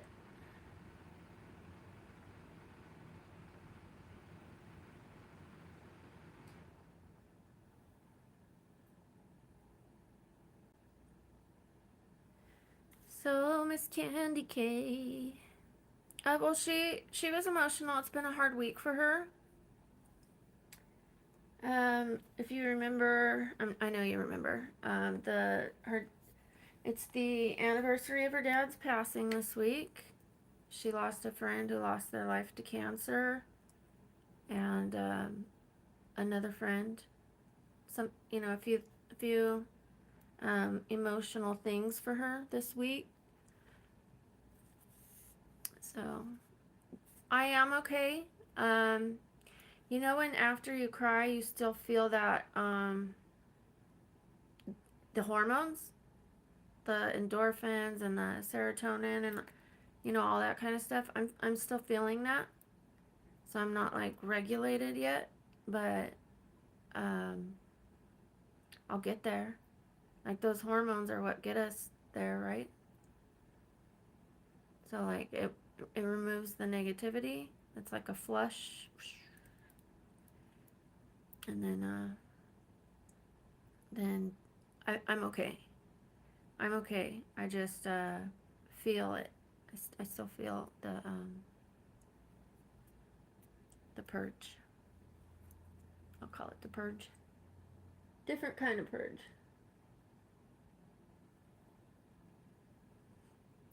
So Justine is gonna get her kettle today. I don't know. I know she's not on here. I don't want to give away the secret, but I want to tell you guys what I got her. Not just the kettle. She said she's not on here, and I'm not going to be posting this later. So should I tell you guys?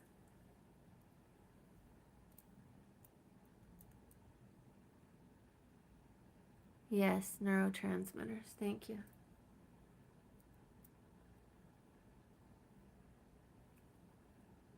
It definitely helped having you guys all here. So just to give you a quick update, because I don't want to go all the way back into it, Candy K. I ended a friendship last night, and it always hurts to end a friendship that was a real friendship to you, even if it's the right thing to end. And then I realized I was making room for new friendships to come in. So I went through the sadness last night and even some irritation. The irritation is what gave me the nerve to end the friendship. And then I realized I have you guys now. So removing a couple that are not serving me in this new phase I'm in. It's okay, a friend for a season and a reason, but now I have you guys. Yeah, it was hard. It was hard, but it was the right thing to do. I can wish her well. I can love her from afar. But it has to be from afar.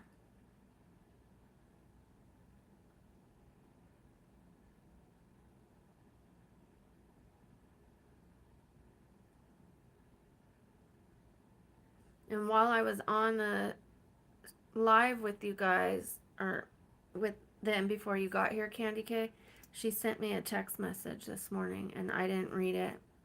The little bit that I saw said, I hope you, and I think she's going to say, I hope you're feeling better today, because yesterday was a really difficult day for me pain-wise, which is why it hurt so much that she was like being the way she was being while I was hurting so much. But you know what? Had it not happened that way, I might not have had the courage or enough irritation to end the friendship, and it needs to be ended.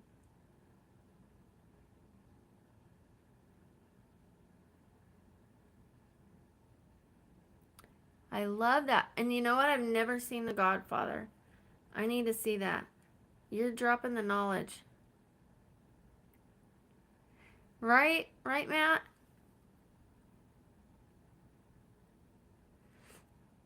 We have to have our dose of candy K.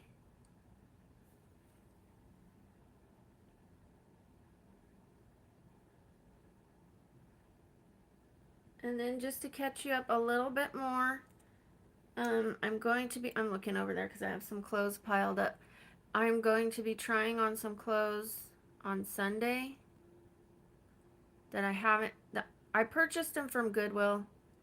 And I haven't even worn them yet. Like when I get them, I'm like, oh, I'm going to wear them in this scenario. I'm going to wear them in this type of scenario. But I live in my bed. But I'm, I should be, so I don't know whether to get rid of them and just think optimistically that I'm going to start doing a little more and I'll have the chance to wear these clothes. It would still be nice to see what they look like on me because I've never tried them on, and I kind of want a thumbs up or a thumbs down whether I should keep them or not.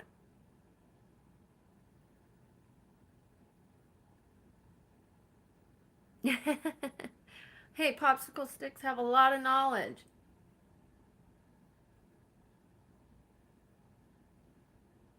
Candy Kate, if you don't mind checking out the pinned comment of the day, it says, well, I think she left off one word. It should say, I do not think much of a man who isn't wiser today than he was yesterday.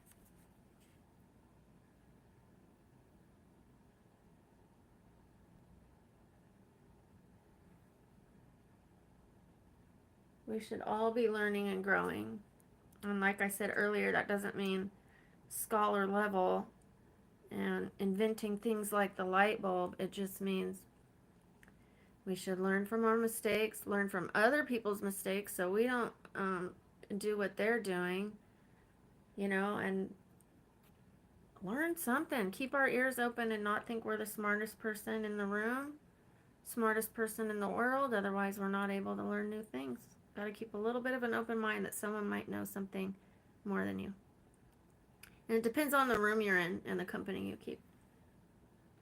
But everyone could teach you something. Everyone, even if it's what not to do.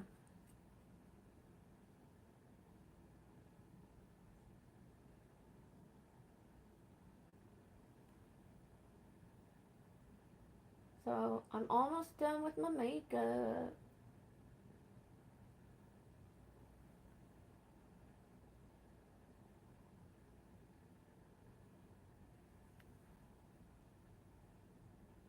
This is just like a standard little makeup.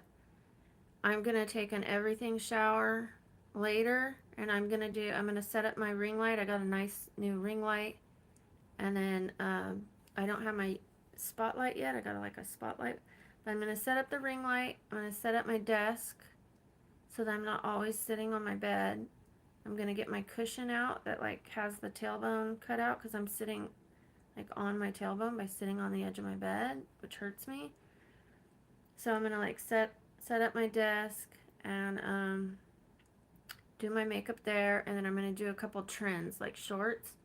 Like I'll do a long video and then I'll cut into a short video where I go from having no makeup and like reading glasses and my hair a mess and my robe, and then you do a transition and then you look like, my hair will be all curly, not like this. It'll be like all nice. And then I have a couple wigs. I have a red wig and I have a dark brown wig with a couple platinum highlights around the face. So I'll see. I'm going to try, like I'll probably film the transition with all three, like my own and then the two different wigs, and see which one is the most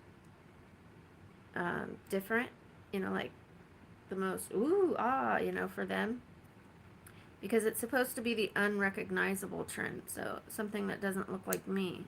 So probably the red hair.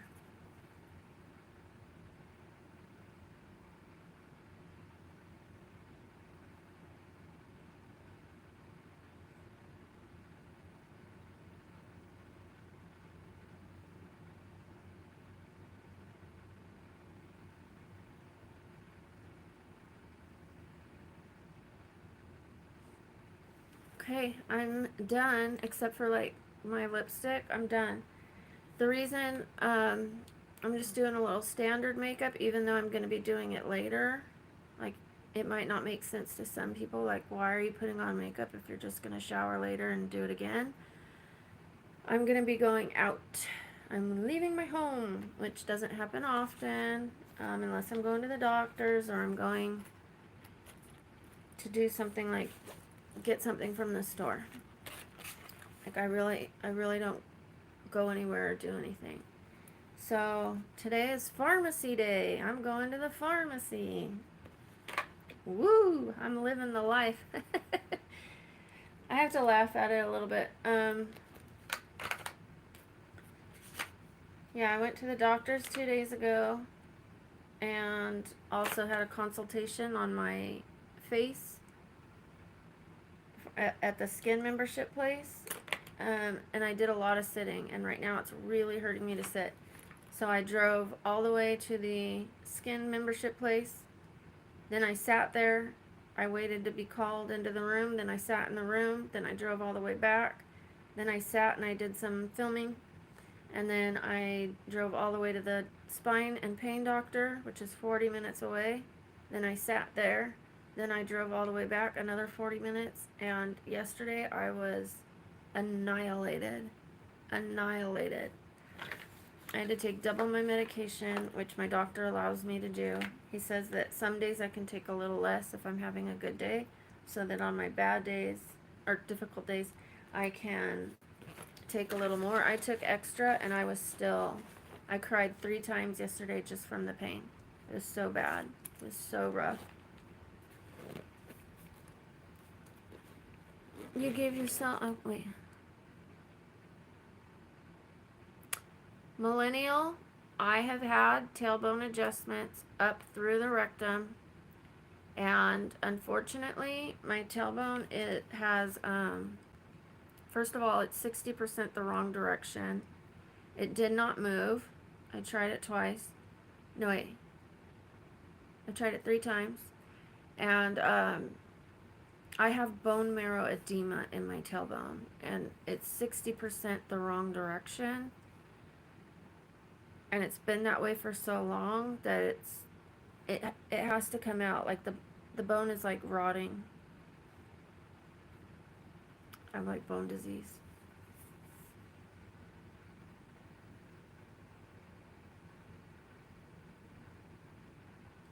Thank you, Candy K. I can't wait. I can't wait. Because I either need to use these clothes or lose these clothes. And in trying them on, I'm going to tell you kind of where I see myself using them. And it's like, is it realistic? Is this something I'm going to do? Like, some of them I got when I was going to church, and not to get into religion, because I don't like to talk about religion.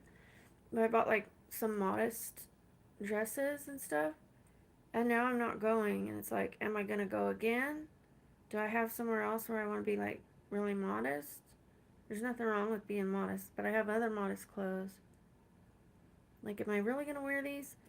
Or can I gift them to somebody else, like another single mom that maybe can't afford to go buy herself some clothes, and I could put some skincare stuff together for her. I could put some clothes together for her. Maybe she's my same shoe size. I could put a couple pairs of shoes in there and a couple purses, and just give somebody a gift, because I have enough. Yeah, I gotta lean back off this tailbone right now pretty soon. I don't have to get off the live with you guys, but I do have to get off the tailbone.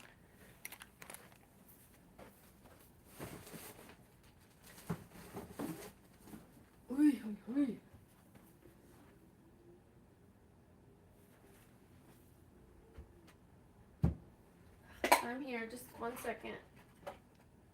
I'm looking for the lid to this.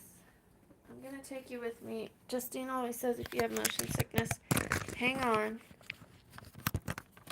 Hang on. My ring light, you guys. Watch this poor thing. Are you okay? Wanna stand up? So I got this one. Candy K. It's much bigger. And then look at that one. Oh, hello. Wait, wake up. He's on leave and he can't. Oh, poor guy.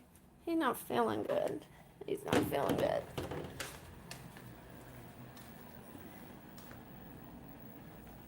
Yes. Yes. Poor guy. Like I had it locked in, like screwed real tight. Cause I used to have it where it was like flexy, like tight but not too tight, to where I could move it when I needed to, and it would like hold in place. I would like move it here, move it there, and then one time I like turned it real tight, and then I went to move it because I forgot, and I like snapped its neck. Poor guy. I could tape it, but like the light is also broken. I kept it for a long time, so it's its time. I might still keep it. Who knows what I'll use it for? Like if I don't want to have to, maybe that one will be for the bathroom, since it like tilts downward like that. When I put it on the counter in my bathroom, and it could like tilt down while I'm doing my hair, so I don't have to bring the other big light from here to there and constantly move things around, because I don't like to waste things. So I will find a purpose for it. I'm gonna mix my drink and get off this tail. Oh, so right now I'm sitting on my right hip. Oh my gosh. Let me open my water real quick, you guys. I think I'm gonna use my little trusty little ring light, even though she's, come on. If she's tilted, that's okay. We're gonna forgive it because it was my fault. Oh. But I can't reach you guys. Come over here with me.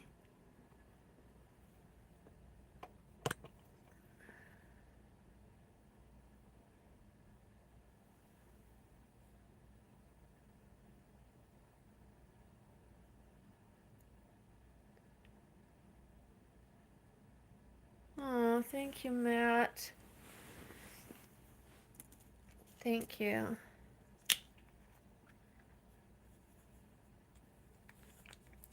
I mean, honestly, all I needed was one person, really. I really did. Like, I usually spend my time alone when I'm hurting. I have my daughter. She'll ask me if I'm okay, if I need anything. And maybe twice a month, she'll come in my room and she'll watch a show with me. She'll do the dishes. And yesterday, she turned on the water so quietly. She saw me still in bed, and she knows if I'm in bed past a certain time, it's because I'm hurting. So she didn't want to wake me up. She turned on the water so softly, and she started washing the dishes. Like, it woke me up, but then I was able to go right back to sleep because she was being so quiet. Such a sweetheart.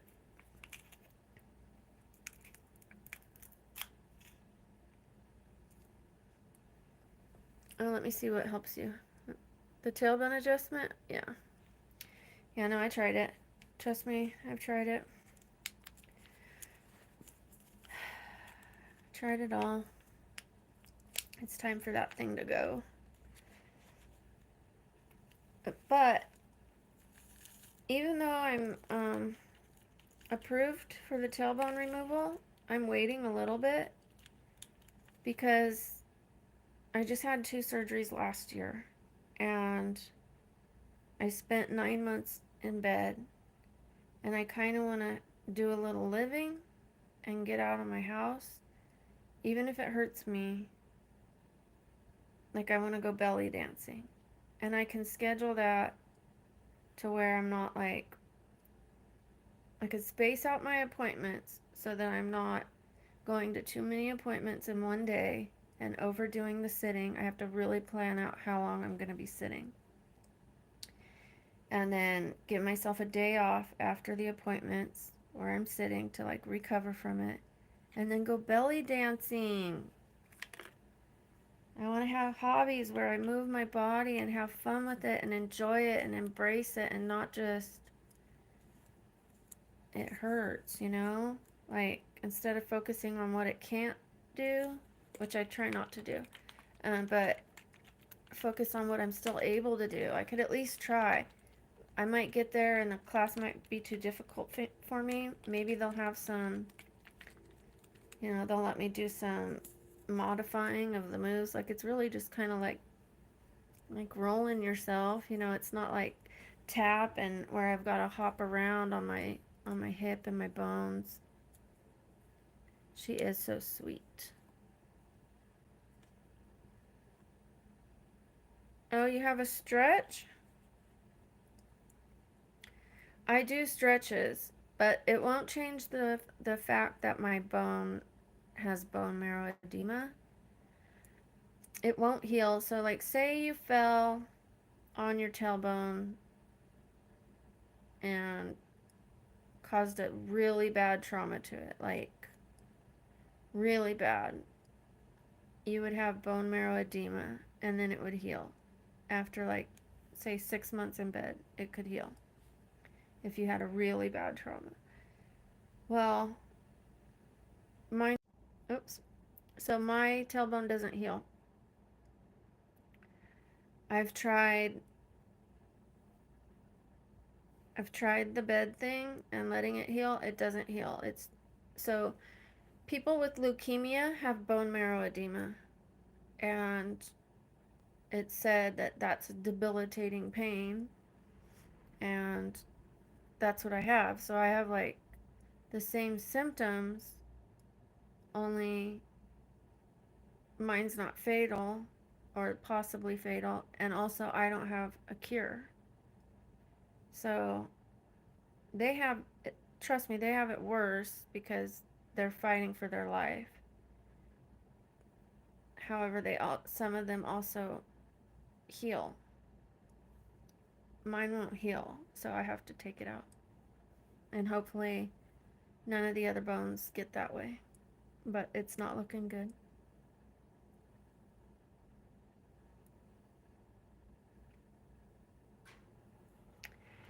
And Candy K, they came out with a new medication. It was announced yesterday. I don't know when it's going to come to market. I will read that in a second, Millennial. It's going to come to market, and it's a non-opiate, but it's supposed to be as beneficial, if not more, than opiates. It's supposed to be revolutionary, and it made my heart jump for joy when I heard that.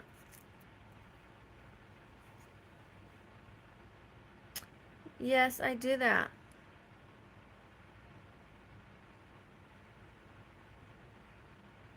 Okay, there's one move in there that I don't do. Let me see.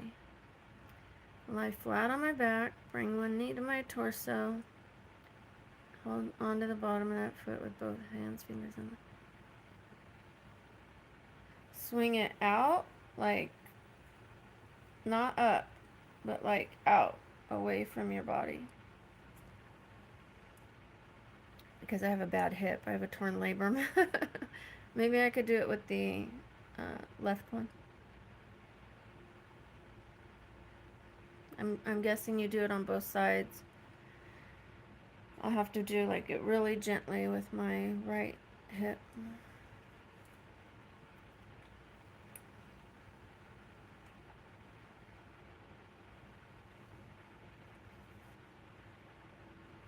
This is cherry pomegranate electrolytes. It's so good, but I took too big of a drink.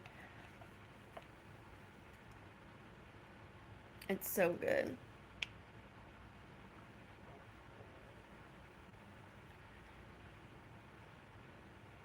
I will give it a try and see if I can do it. Thank you.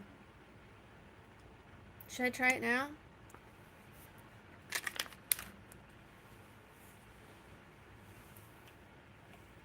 give it a go. You're not going to see all of it, but and I have to take one of the pillows away so I'm more flat. All right.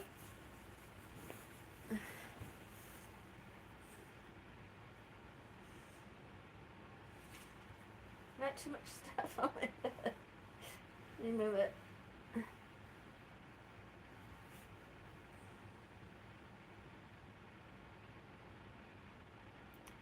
Oh, I might have to do the other side.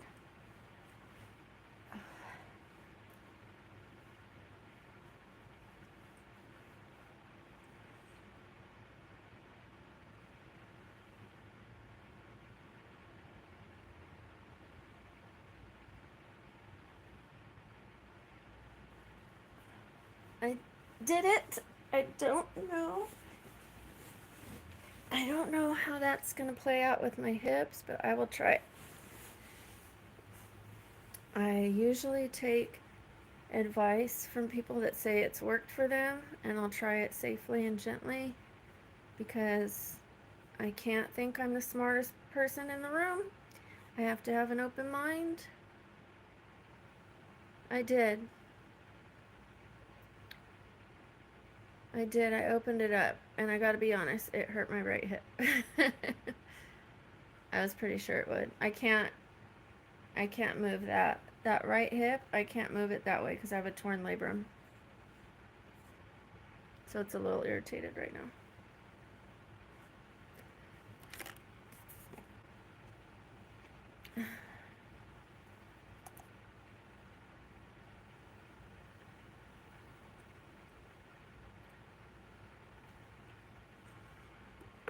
Well, I kept you guys almost 2 hours. No clicking or popping. Just a little irritation in the torn labrum. I'm sorry. That one just isn't for me. The left side is fine. It feels fine, but the right side, I irritated it. Like, I can't move my leg that way on the right. Okay, Candy K. If I happen to not be here, it's because I went off the live. So, just in case, I'll say goodbye to you. But if I'm still here, then that'd be good. Yeah, I just can't do that move. Like one time I was like trying to kick a soccer ball that way, and it jacked me up for so long. So yeah, it irritated me to try that. But I'll try things, you know. I kind of knew that I couldn't do it with that hip. I am on Discord. I haven't done anything with it. I signed up and Justine accepted my thing or sent me an invite or whatever. So I have to go back on it and see if there's anything I need to do. But like I went on it, I created a username, and yeah.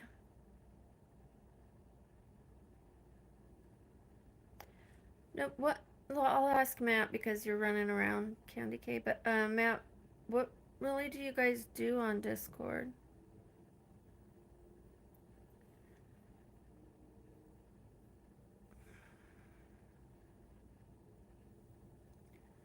Like, is it more to where all of us can like talk to each other more equally?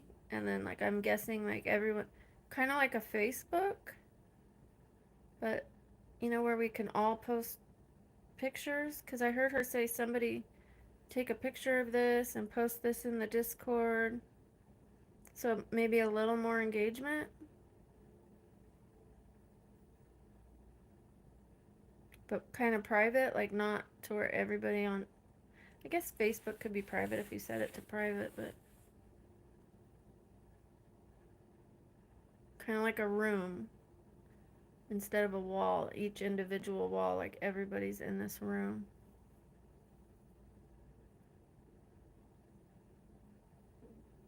Okay. Yeah, Freaky Friday. Woo woo. Freaky Friday with Heidi May.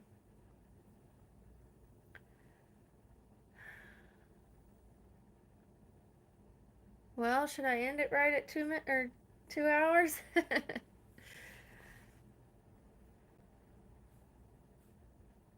I wonder what time it is. Let me use this hand. 6:42. In my neck of the woods, it's 6:42. Let me take you guys out of this thing without making you too dizzy. Oh. So, this is where I live right here, you guys.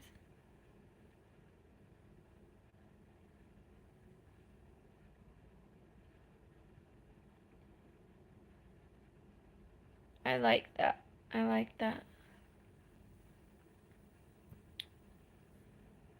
I will definitely be checking it out.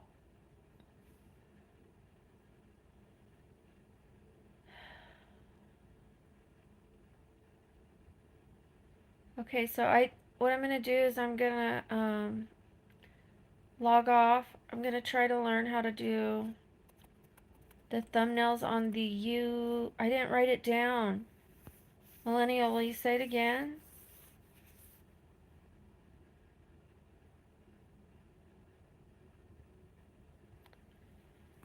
I'm gonna try to learn to do thumbnails and edit.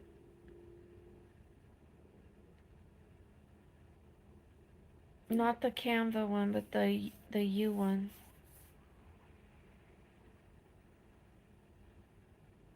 U cut. I'm gonna write it down.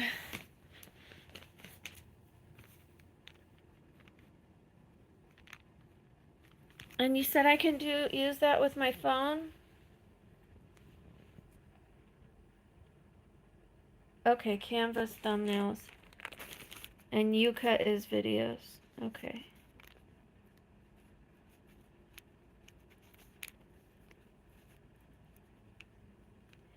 And I'm guessing Canva is probably better if I use my laptop. And oh, I could do my phone for UCut. I'm wondering if I could do my phone for both.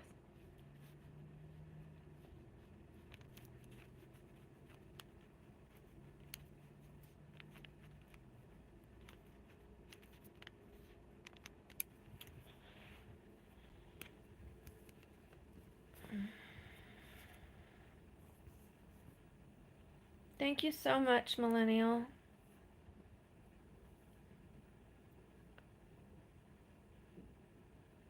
Yay! Woo woo! Woo woo! That makes me so happy because I'm a phone girl. For obvious reasons, not to like constantly beat a dead horse, but because I can't sit up. It's just easier to use my phone like laying down like, and then with a laptop I pretty much have to sit up. I do have like a little bed table, you know, that has like legs or whatever, and then the table goes over your lap and then it like angles upward. It's under my bed. I need to dust it off and maybe start using it.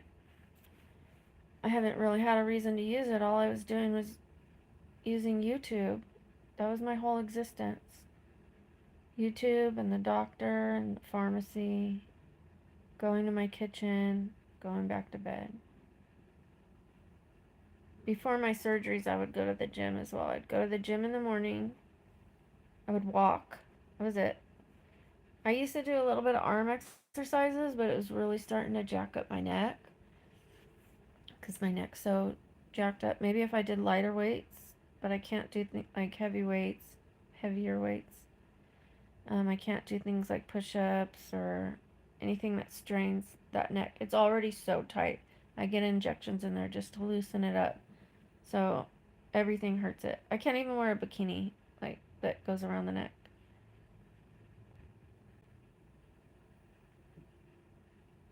Nice. I don't want to be jealous. I don't like to be jealous of anybody. I'm a little jealous of people that can work out. I gotta be honest. I was an athlete. I was a huge, huge athlete. I used to break records, like broke records at school. I would do more pull-ups than the guys. Like I would beat their 50-yard dash time. I was in cross country, track, did soccer, volleyball a little bit. I would play basketball at my house, just shooting hoops though. I constantly dunk, dunk, dunk, dunk, dunk. I got really good at it because, you know, our parents wanted us outside and away from them all the time. So we'd go outside, we'd use the basketball net.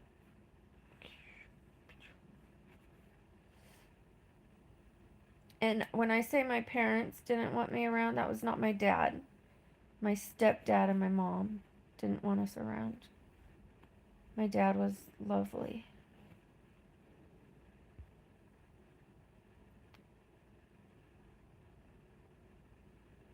That's good, millennial. I mean, not that you have those issues. I also have the sciatica. So the stretching does help my sciatica and my piriformis muscle. So I'm starting physical therapy again for that. So there's things that can be improved for me, and then there's things that can't. Like the bones cannot be improved for me. I mean, they did improve my bursa, so I take that back. But it's like 9 months of downtime for each bone that they fix. They took about this much blood from me, like the whole thing, up to the top, maybe a little more, and spun it, got my plasma out of it, and injected it into my bursa. Like, I believe that they had to put holes in it and inject it right into the bursa.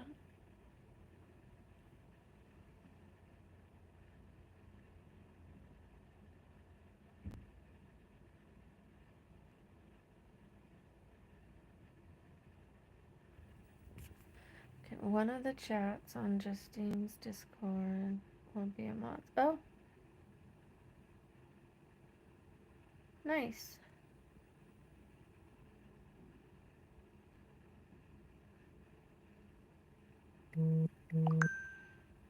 Yes. Yes. I'm right there with you. I'm right there with you, millennial. You're speaking my language. Unfortunately for you. I'm sorry to hear that. Do you see how I'm like twisted? Because I have to sit on my, like, because I'm sitting up and not laying down. I have to sit on the left butt cheek and my elbow. So like all my weight is on this side of the body, and then my neck's like, and then I wonder why this muscle's tighter. Let me try to straighten out. I might have to lay down though. Not lay down, but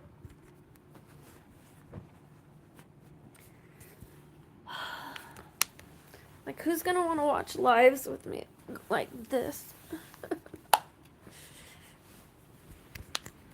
But this is honestly how I spend my day, like this. Otherwise, it hurts.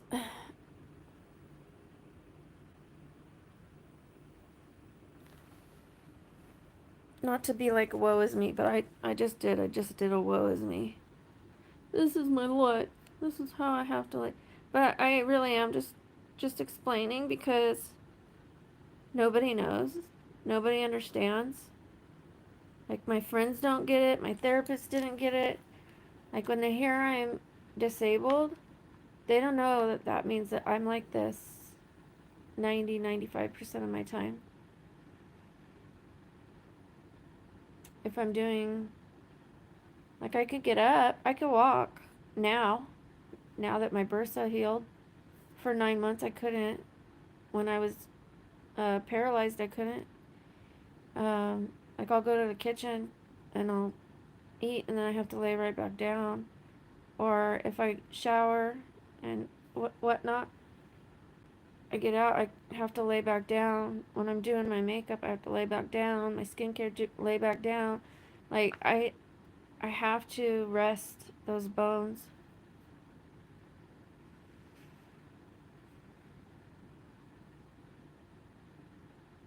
And there's some days that I can't do those things. Like I can't go to the kitchen and cook a meal. Yesterday was one of those days. I was supposed to roast veggies and cook some ground turkey that I have. I didn't have breakfast. Well, I didn't make. Usually I make all my meals from scratch when I'm feeling well. And I'll meal plan so that I have extra so that on the days I'm hurting I could just take it out and eat it. Yesterday was processed food. I had to eat like, well, not all of it, but I had a protein bar for breakfast instead of an egg white omelet or like something that I would normally have. And then I had a sugar-free yogurt that's sweetened by stevia. I ate some gluten-free, cheese-free, non-Cheez-Its. They have like a cheese flavor from nutritional yeast. So it tastes a little like cheese, but it's not cheese. And it's not gluten. I'm trying to like cut out as much dairy and gluten and sugar as I can to see if it helps the inflammation. And I'm gonna have to do it. It's only been a couple weeks, a few weeks. And I've been eating sugar all my life, like a lot of sugar, a lot of sugar. And so it's probably gonna take more than a couple weeks to fix the inflammation. And I'm gonna have to stay off my tail though. You can see my eyes change. Like my eyebrows dip down, like in a pained expression, and my eyes get smaller. And then when the pain gets real bad, my voice goes like that.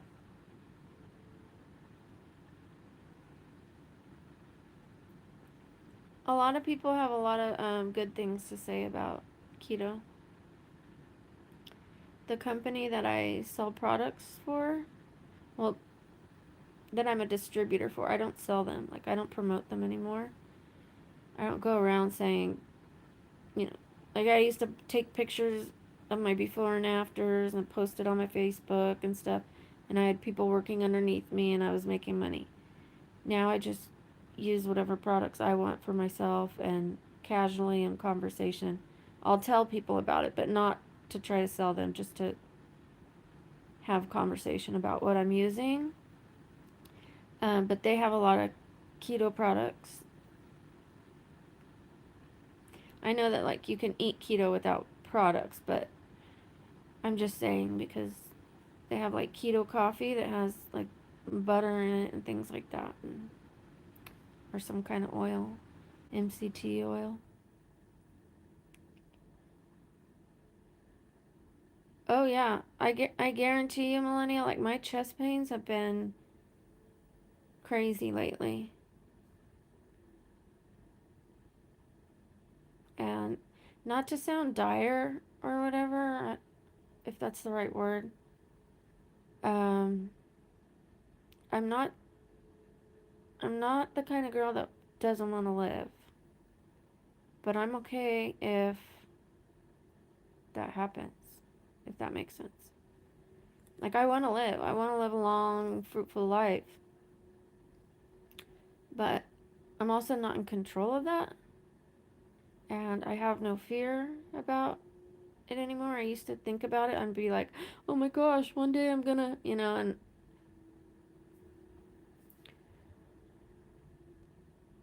like I have days where I'm like, I wish they would offer for people that have like the kind of pain that I have to like say goodbye.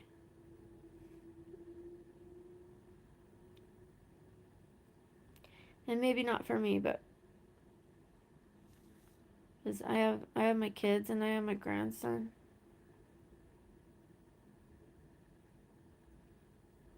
But there's days where I'm like, they should really do that. You know, we do it for dogs, cats. We do it for animals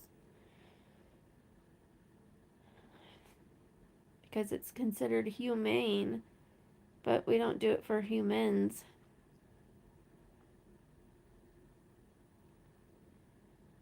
I know that's a controversial subject,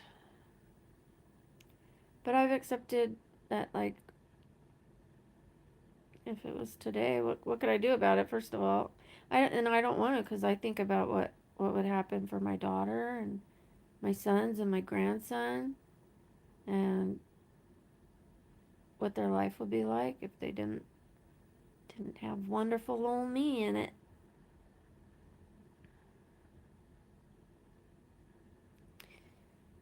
Yeah, I don't really want to harm myself.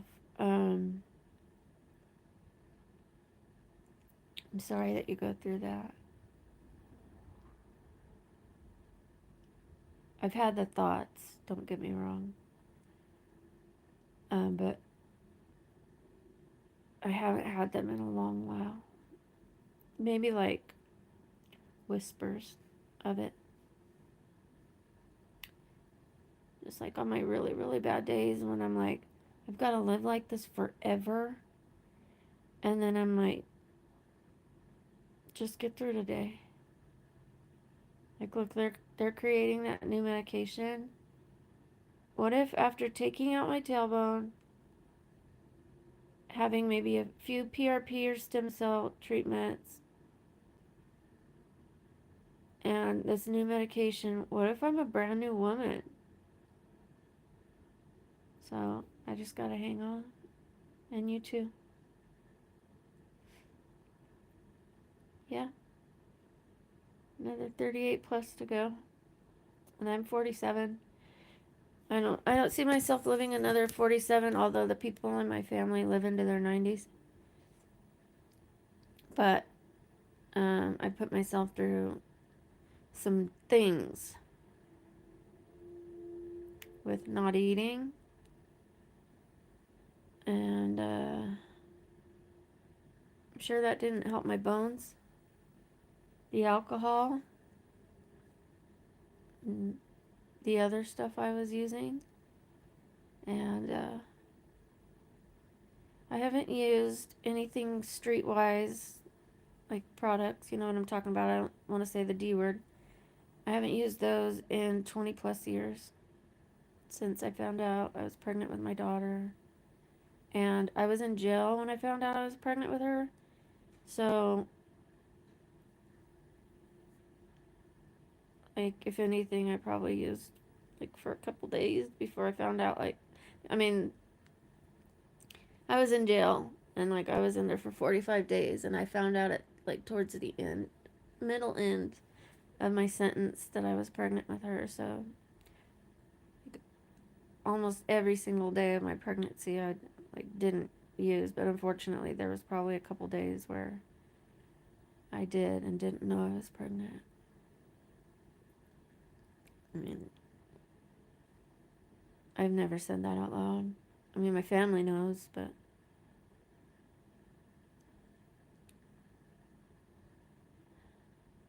yeah, it was probably like 3 days, you know, because of when I got arrested and when the math worked out and all that. So luckily, I went to jail. Otherwise, I would have still been using, been on the street, and found out after like using for like 6 weeks or 2 months with her. So, and I haven't used since. My arrest date was May 8th of 2004. So that's my sobriety date from drug. Drums. Not that I'm going to repost this video, so.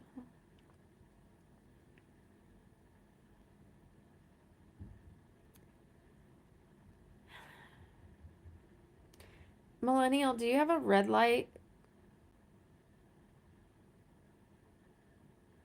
I keep one under my pillow. Mine is a belt, like a large, wide, flexible belt. And I could wrap it around my waist at my tailbone and coccyx and lower back. I could put it around my elbows. I could put it on my shoulders. It helps with your skin. It helps your bones. It goes deep into your bones. It helps promote collagen. It helps inflammation. Red light therapy is amazing. Amazing, amazing. Like, vets for animals, they charge like $800 for a red light therapy session on animals or whatever. Like, red light's really expensive, red light therapy, but if you buy it yourself, it's very inexpensive. Like, my red light belt was $40.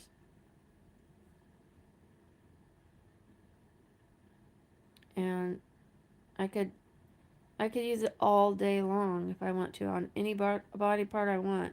And I could even shine it on my face and it'll, take the aging, put the aging in reverse, promote collagen, heal my skin. I don't use it on my face, but I should.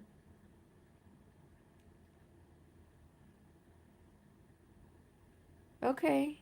Well, if that's working for you, but if you deal with pain, I suggest a red light. I'll show you what it looks like.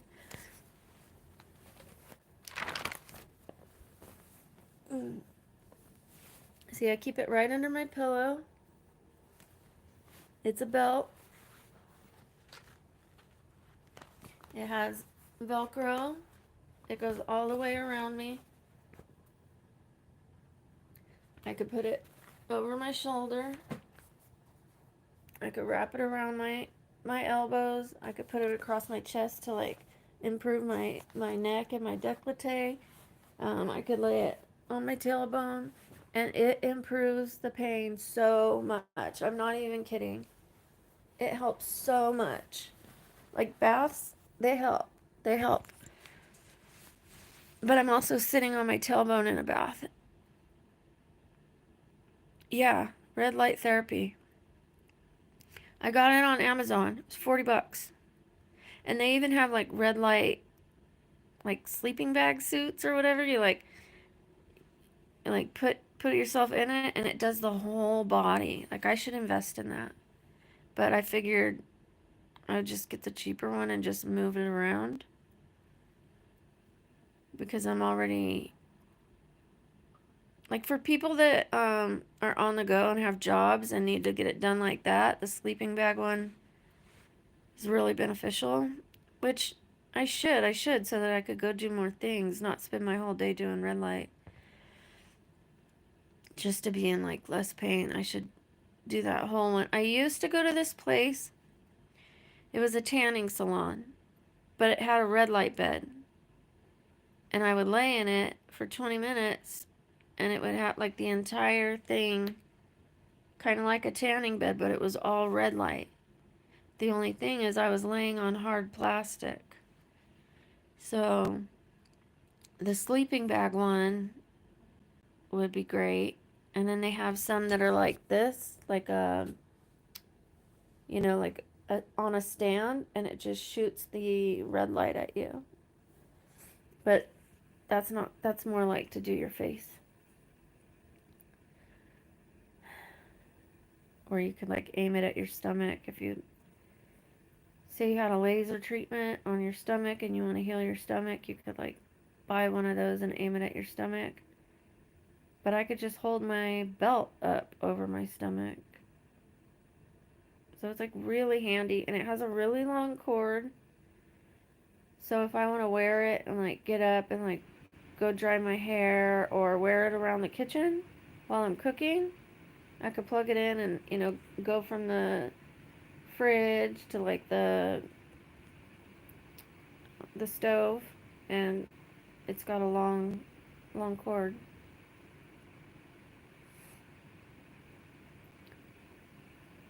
Velcros around you and stays in place. So, you know what? I've never cooked with it, but as I just said that, I'm telling you that live streaming is helping me so much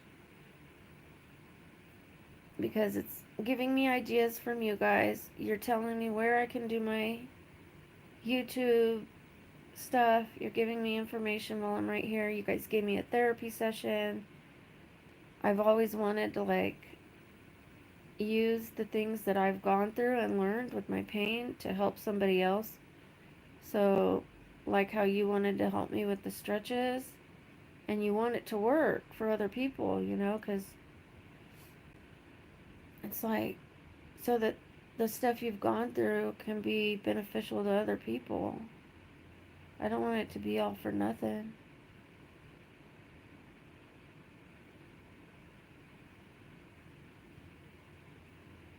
I don't have any lipstick or lip gloss on right now because I need to brush my teeth.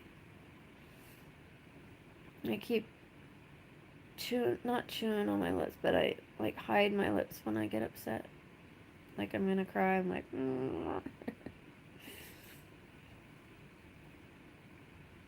And speaking of lips and teeth, I'm gonna be getting Invisalign for my bottom teeth. It's never really bothered me too much, but when I'm recording, I realize I talk with my bottom lip like a lot of people talk, and their top teeth show. I don't even know how people talk like that. It looks ridiculous me trying to talk like that. I'm kind of a mumbler. I never really move my mouth a lot, but like, okay, so people talk like this. I don't get it, but so when I talk with my lower teeth, and I have first of all, I have a little white spot on my lip where I don't have pigment, and then I have this tooth. I have like a few crooked teeth, and one of them like sticks up higher than the other. So when I'm talking, it's like, hey, look at me. And now that I'm looking at myself, purse my lips? What's purse?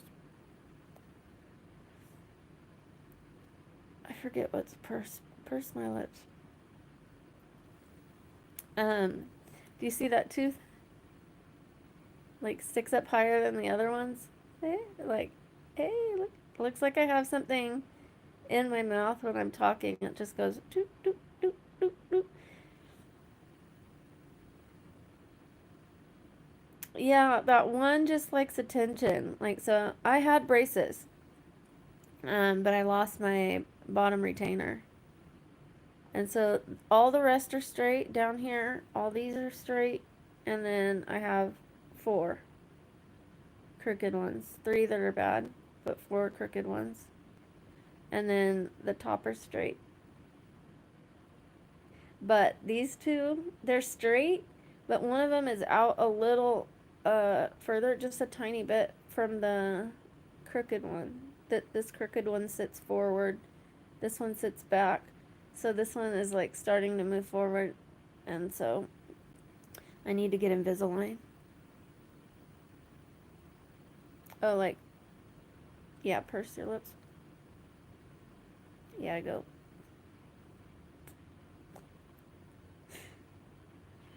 And I'm noticing the things I do now that I'm on camera. I do this thing like this.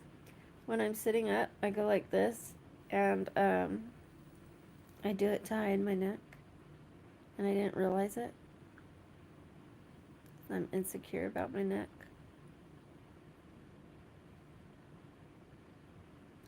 Just, you notice your mannerisms, and I go like this a lot.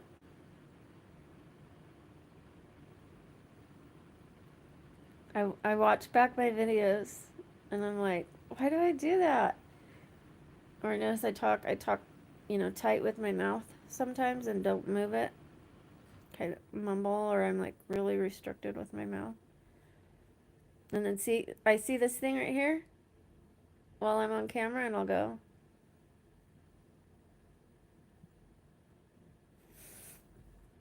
there was a girl in jail, and she had a beard.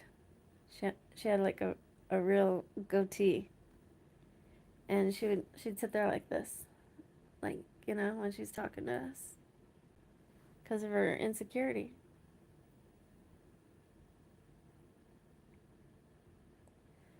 So, and I do this.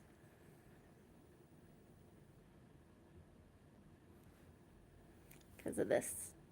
But when you're laying down, of course it's gonna. But even when I am sitting up, because it used to be so bad, my neck skin used to be so bad, I got used to like hiding it on the Zoom, and now it's like a habit.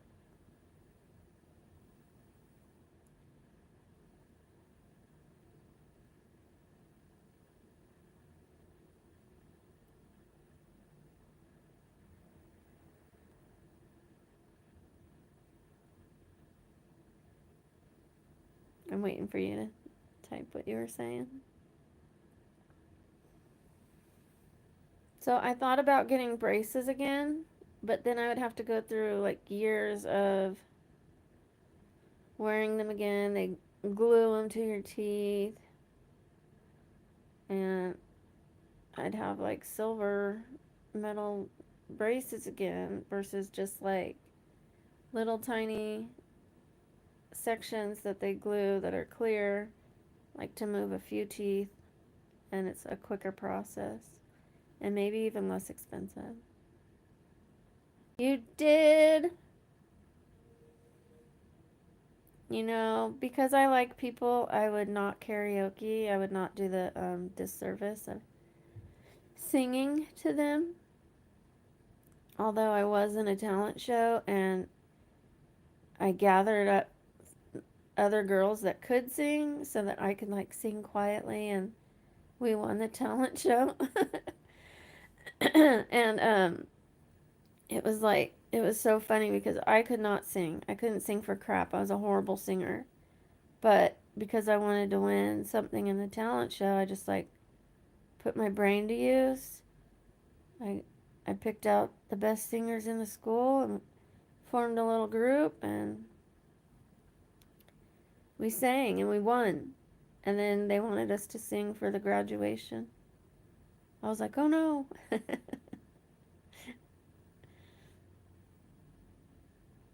Just turn my microphone down, turn theirs up. I remember my dad was like, "You guys were so good. There was one girl, she was really bad. You could hear her." I was like, "Oh."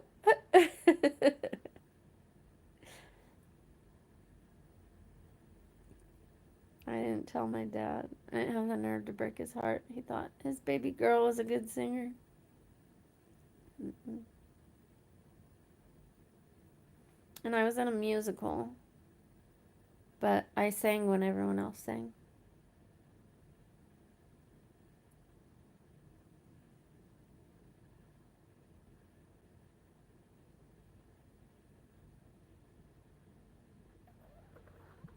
My stomach's growling. It wants some food. Alrighty. Should I, oh, beverage water. Okay. I was gonna say I should probably make some food. I don't know if you guys wanna cook with me, or if I should end the stream. It's been 2.5 hours.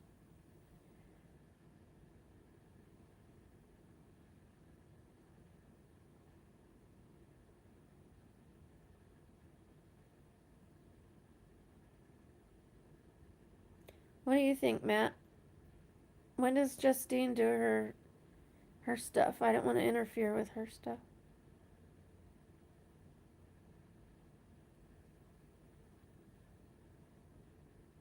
Okay. Well, I'm gonna get up and make an egg white omelet. I'll take you with me.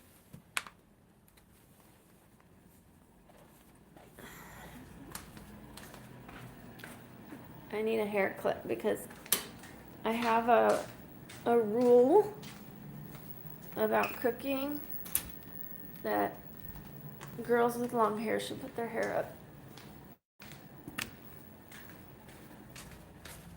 When I see people cooking with their hair down, and it's no offense to them, they could do whatever they want. Probably because I worked in a restaurant, lots of restaurants, and you have to put your hair up. Let me take my candle with me. It's just a thing I like. People put their hair up when they cook. Or me anyways.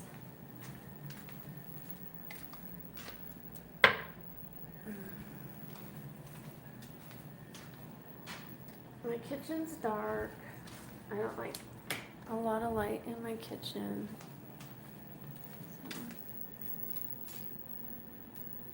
So. I wonder if this guy, will he work like that? Should I do that, or should I just prop you on the... I'm gonna do that. Sorry for the seasick moves.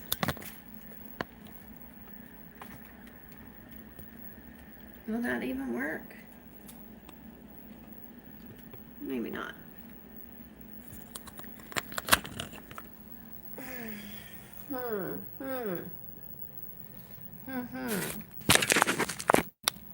I'm trying to get creative here. And you're not going to be able to see what I'm doing. Oh, son of a gun. Okay, well, I'll just keep moving, you guys. But that bright light's behind me. Better? Even though you're moving? Let me clip my hair up.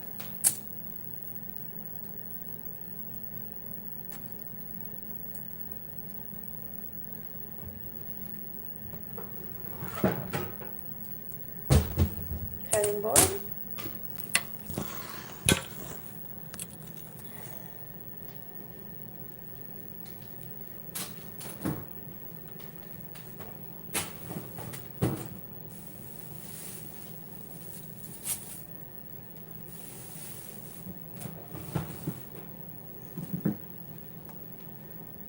Egg whites.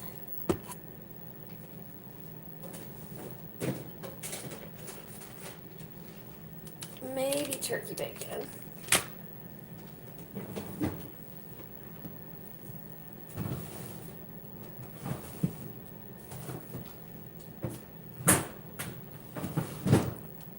Spinach. I need more of it.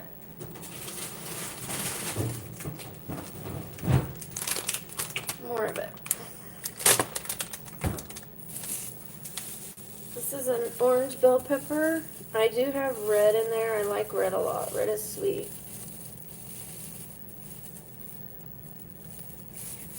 When I was in jail, I was like really missing food because I eat a lot of real natural food. You know what? I get my groceries delivered most of the time, and some of them like really twist the things shut.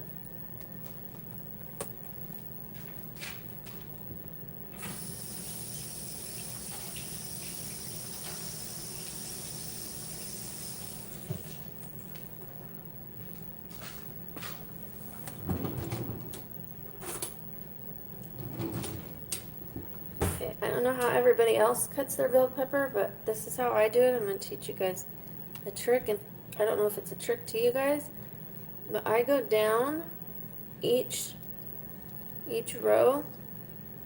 Instead of cutting and then having to go around the peppers, this goes around the peppers.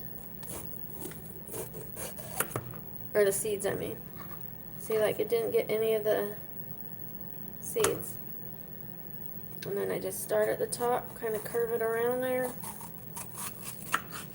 Again, like all the seeds are, it keeps like that part out. I don't need all of it right now. It's too much anyways.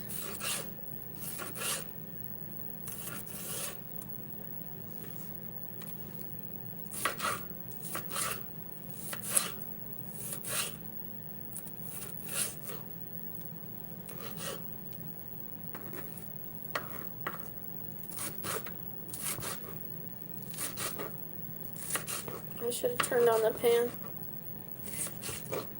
I don't think I'm going to do turkey bacon.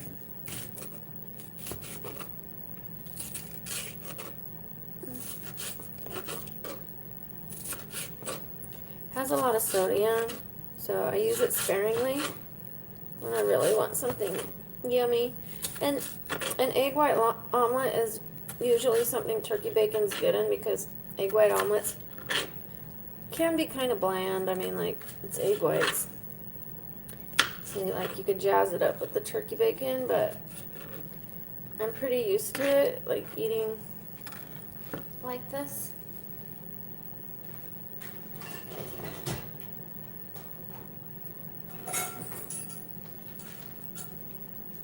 I want to use a different one.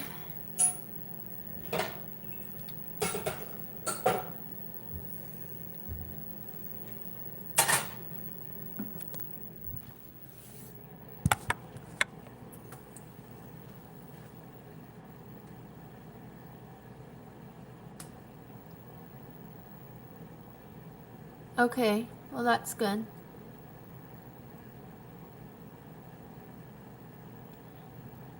Sorry, Candy K. I'm glad you're checking in though.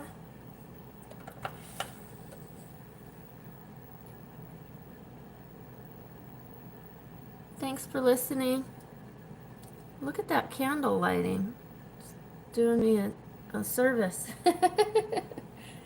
Some lighting I like. Look so old. Did you serve in the Civil War? That guy said. What a nice fella.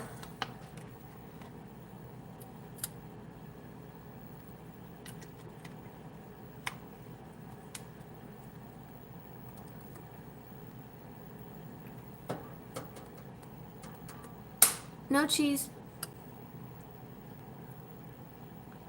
No cheese. I'm watching my dairy. I do have nutritional yeast.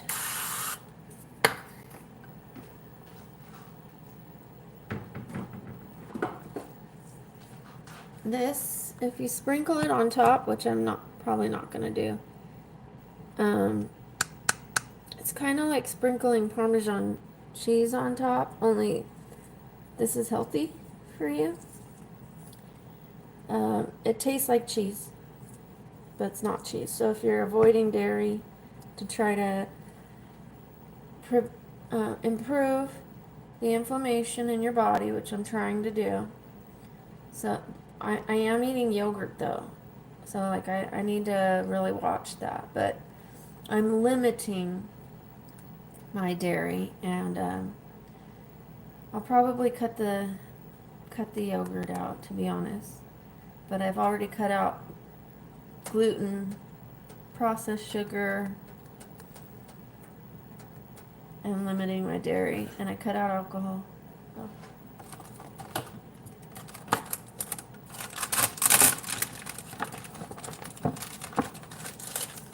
Ooh, lost one.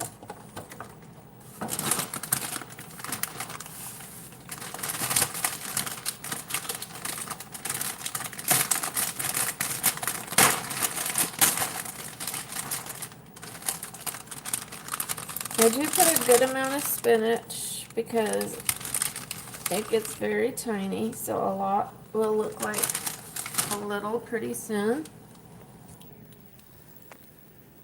I don't know if you can see that. It's a good amount.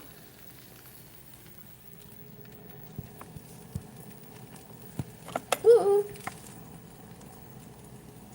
And now let's put our bell peppers. You guys are sliding on me.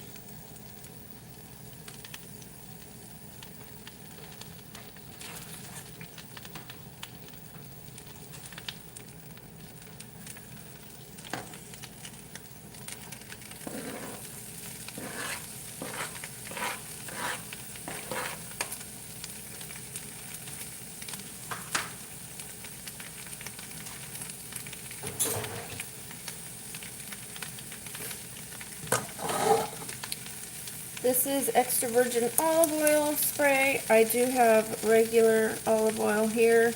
This just helps from me over pouring the olive oil. And I have grapeseed oil and I have avocado oil. So it just depends what I'm cooking and the temperature of what I'm cooking, because some are better for high heat, some are better for medium heat.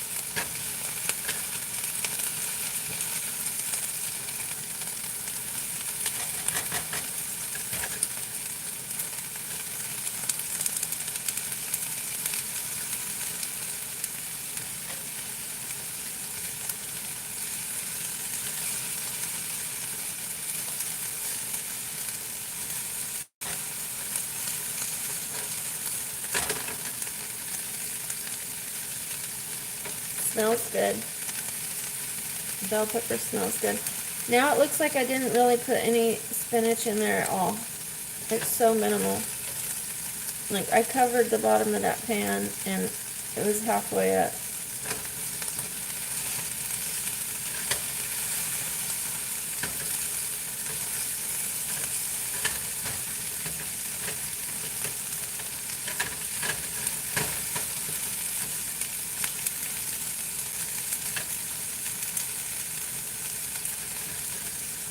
And sometimes I do my omelet just like a full-on circle and flip it. I don't always do it like halfway, you know, like a half an omelet, like standard style. I don't always do that. But sometimes it looks like a little pizza. I just flip the whole circle.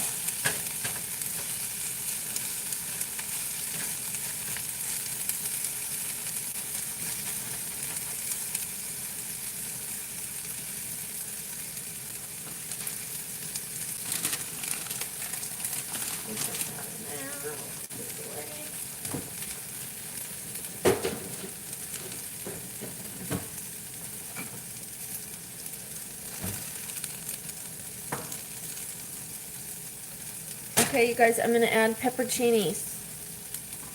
I don't know what this was. I'm going to add pepperoncinis. See why watching myself is good? I'm learning what I do.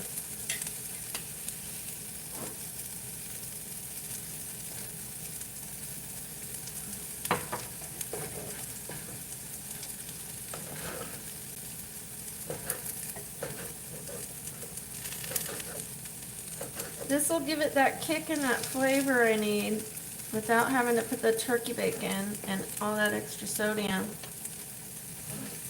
because there is enough protein in the egg whites.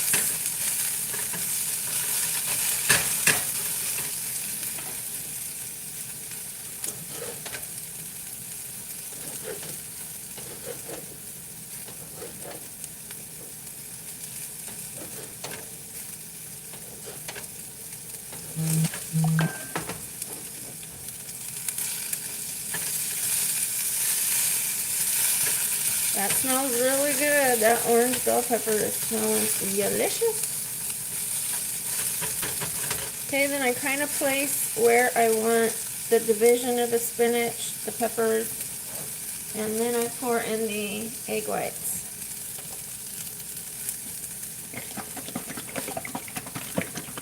I've been having trouble with the egg whites from Sprouts, so I hope this doesn't give me any trouble. They've been arriving to me chunky, and egg whites should not be chunky, so. perfect.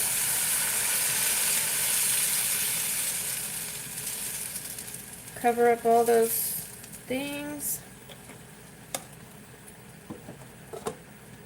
There she goes. Actually, I could put a little of this, instead of putting it on top so it's dry, I'm going to put it in while it's still a liquid to give it some seasoning. A little cheese flavor.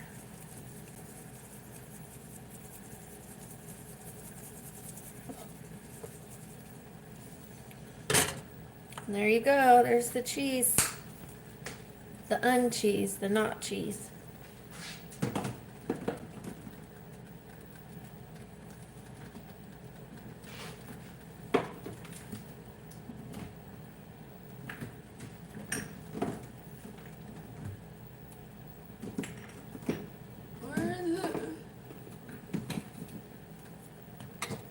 I'm looking for the seasoning I use. I must have mixed it up. Mixed up my baskets. This isn't the one I was looking for. These aren't the ones.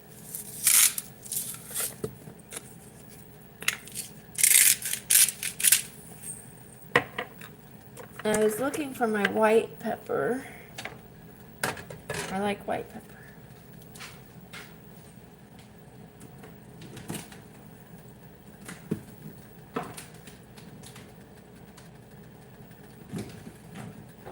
And if you're feeling froggy, you can use this one. It's a Mexican seasoning. I have a lot of seasonings. I'm telling you, I have a lot of seasonings. On my egg whites, I really don't put much on them though. But when I'm making things like meat, meat and fish and those kind of things, I definitely go to town with seasonings. But egg white omelets, not so much.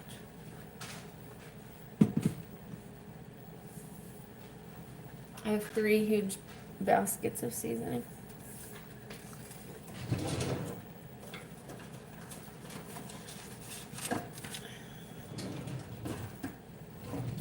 I've even bought like some of the same seasoning, forgetting that I had it, because I'm like, ooh, that looks good, and then I get home and I realize I doubled up.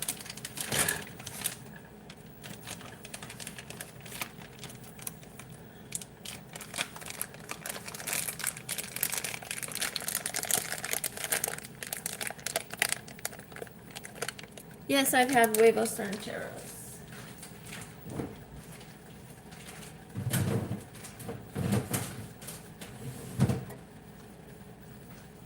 So my favorite food is Mexican food. I'm not a big Italian food. Nobody come for me. I'm just not big on it. I prefer Mexican food.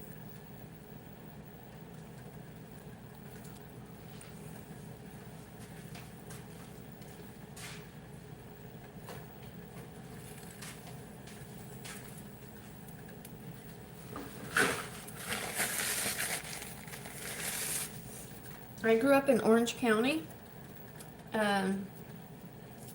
Orange County is very Mexican food friendly. We have a lot of Mexican food places in California.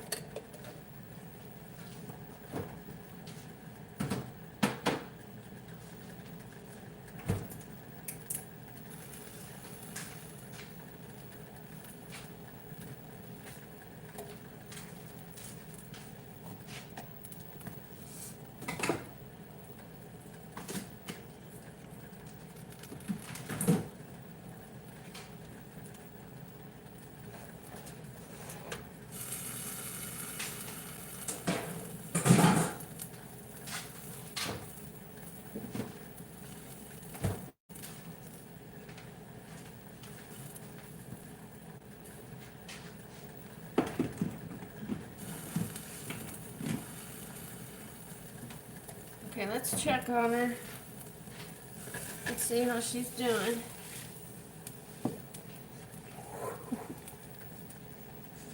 She's beautiful.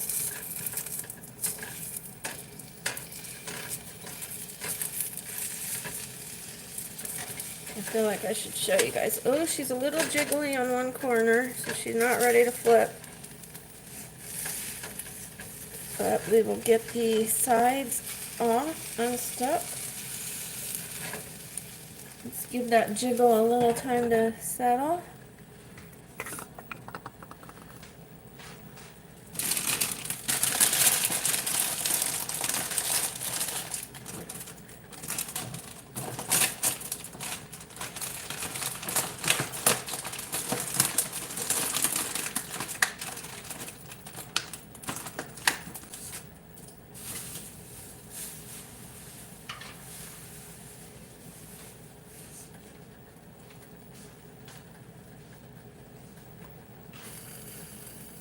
Sorry, this is gonna be loud. Okay, wasn't that loud.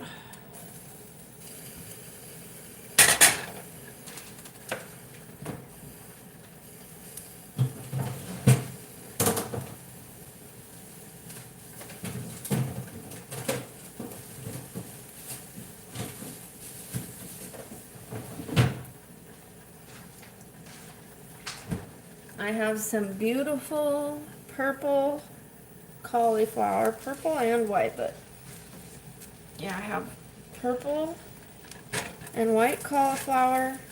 I have yellow and green, well, zucchini and squash. And then I have red, yellow, and orange bell pepper. I'm going to put some oil and seasoning on them later, and I'm going to roast them. And I will make the ground turkey, and I will just have those together. Sometimes I would use a tortilla, but it's a gluten-free tortilla, and that way I'm kind of making fajitas, because it's a meat and it's like veggies, only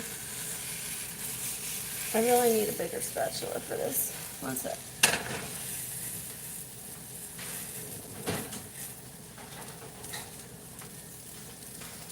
So instead of like chicken that's like in strips, or shrimp or beef or whatever, I can use the ground turkey, and then I just wrap it in a cassava tortilla with some salsa and guacamole. Oh my gosh. Look at that, guys.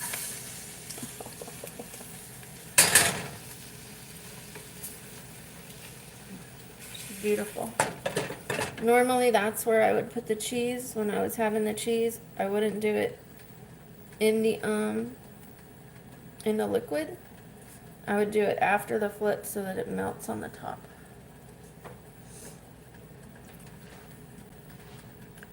I'm leaning over the heat. Let me see.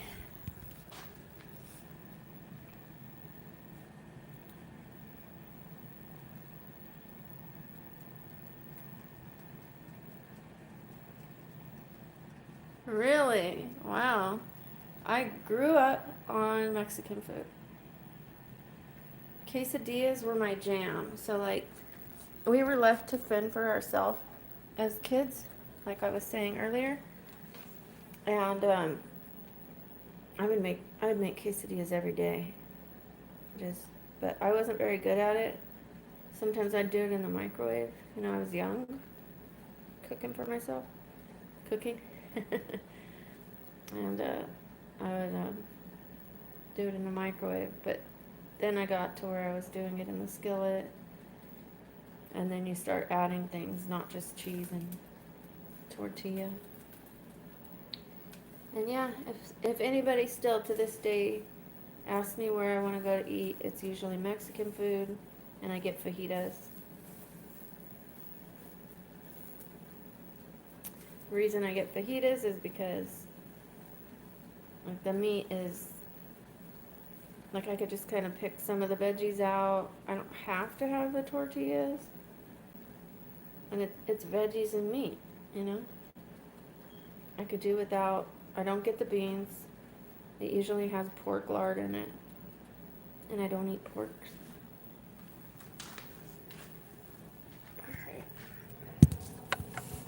Ooh, this side doesn't take as long.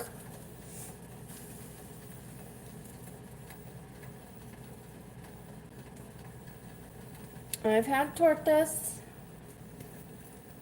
It's a lot of bread for me. I mean, I used to love my favorite foods outside of a quesadilla were sandwiches. I make a mean sandwich, you know. It's not just 2 pieces of bread and some meat. Like a couple things I make really well, which I know this isn't cooking, is salads and sandwiches. I mean, I put so much in them.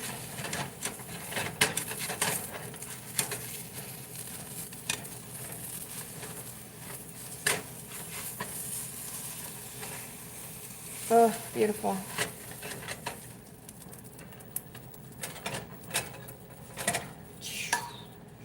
Good, super good.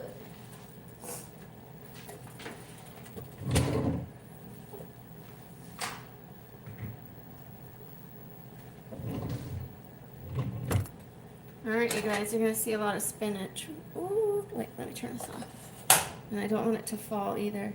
There she is. Ooh. It looks dark because that's the spinach. It's not dark. It's beautiful.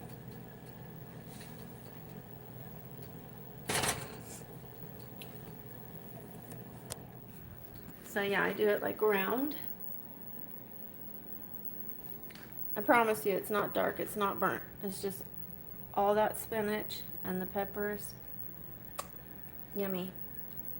The eggs are golden and crispy. They're not burnt.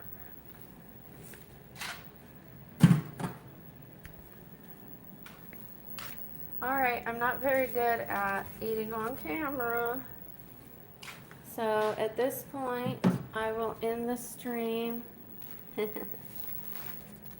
Yeah, Mexican food's so good. I'm gonna need clean my countertops after. So I'm gonna go ahead and eat, you guys, and I really appreciate you. Sorry for the turning and the twisting and turning and turning and turning. I really appreciate you being here with me, holding my hands, and seeing me through. Thank you, Millennial. I really appreciate you. Thank you, Matt. Thank you, everybody that's been here. You have a good day. I might be on later, so I hope I see you. Alrighty, you guys. Signing out.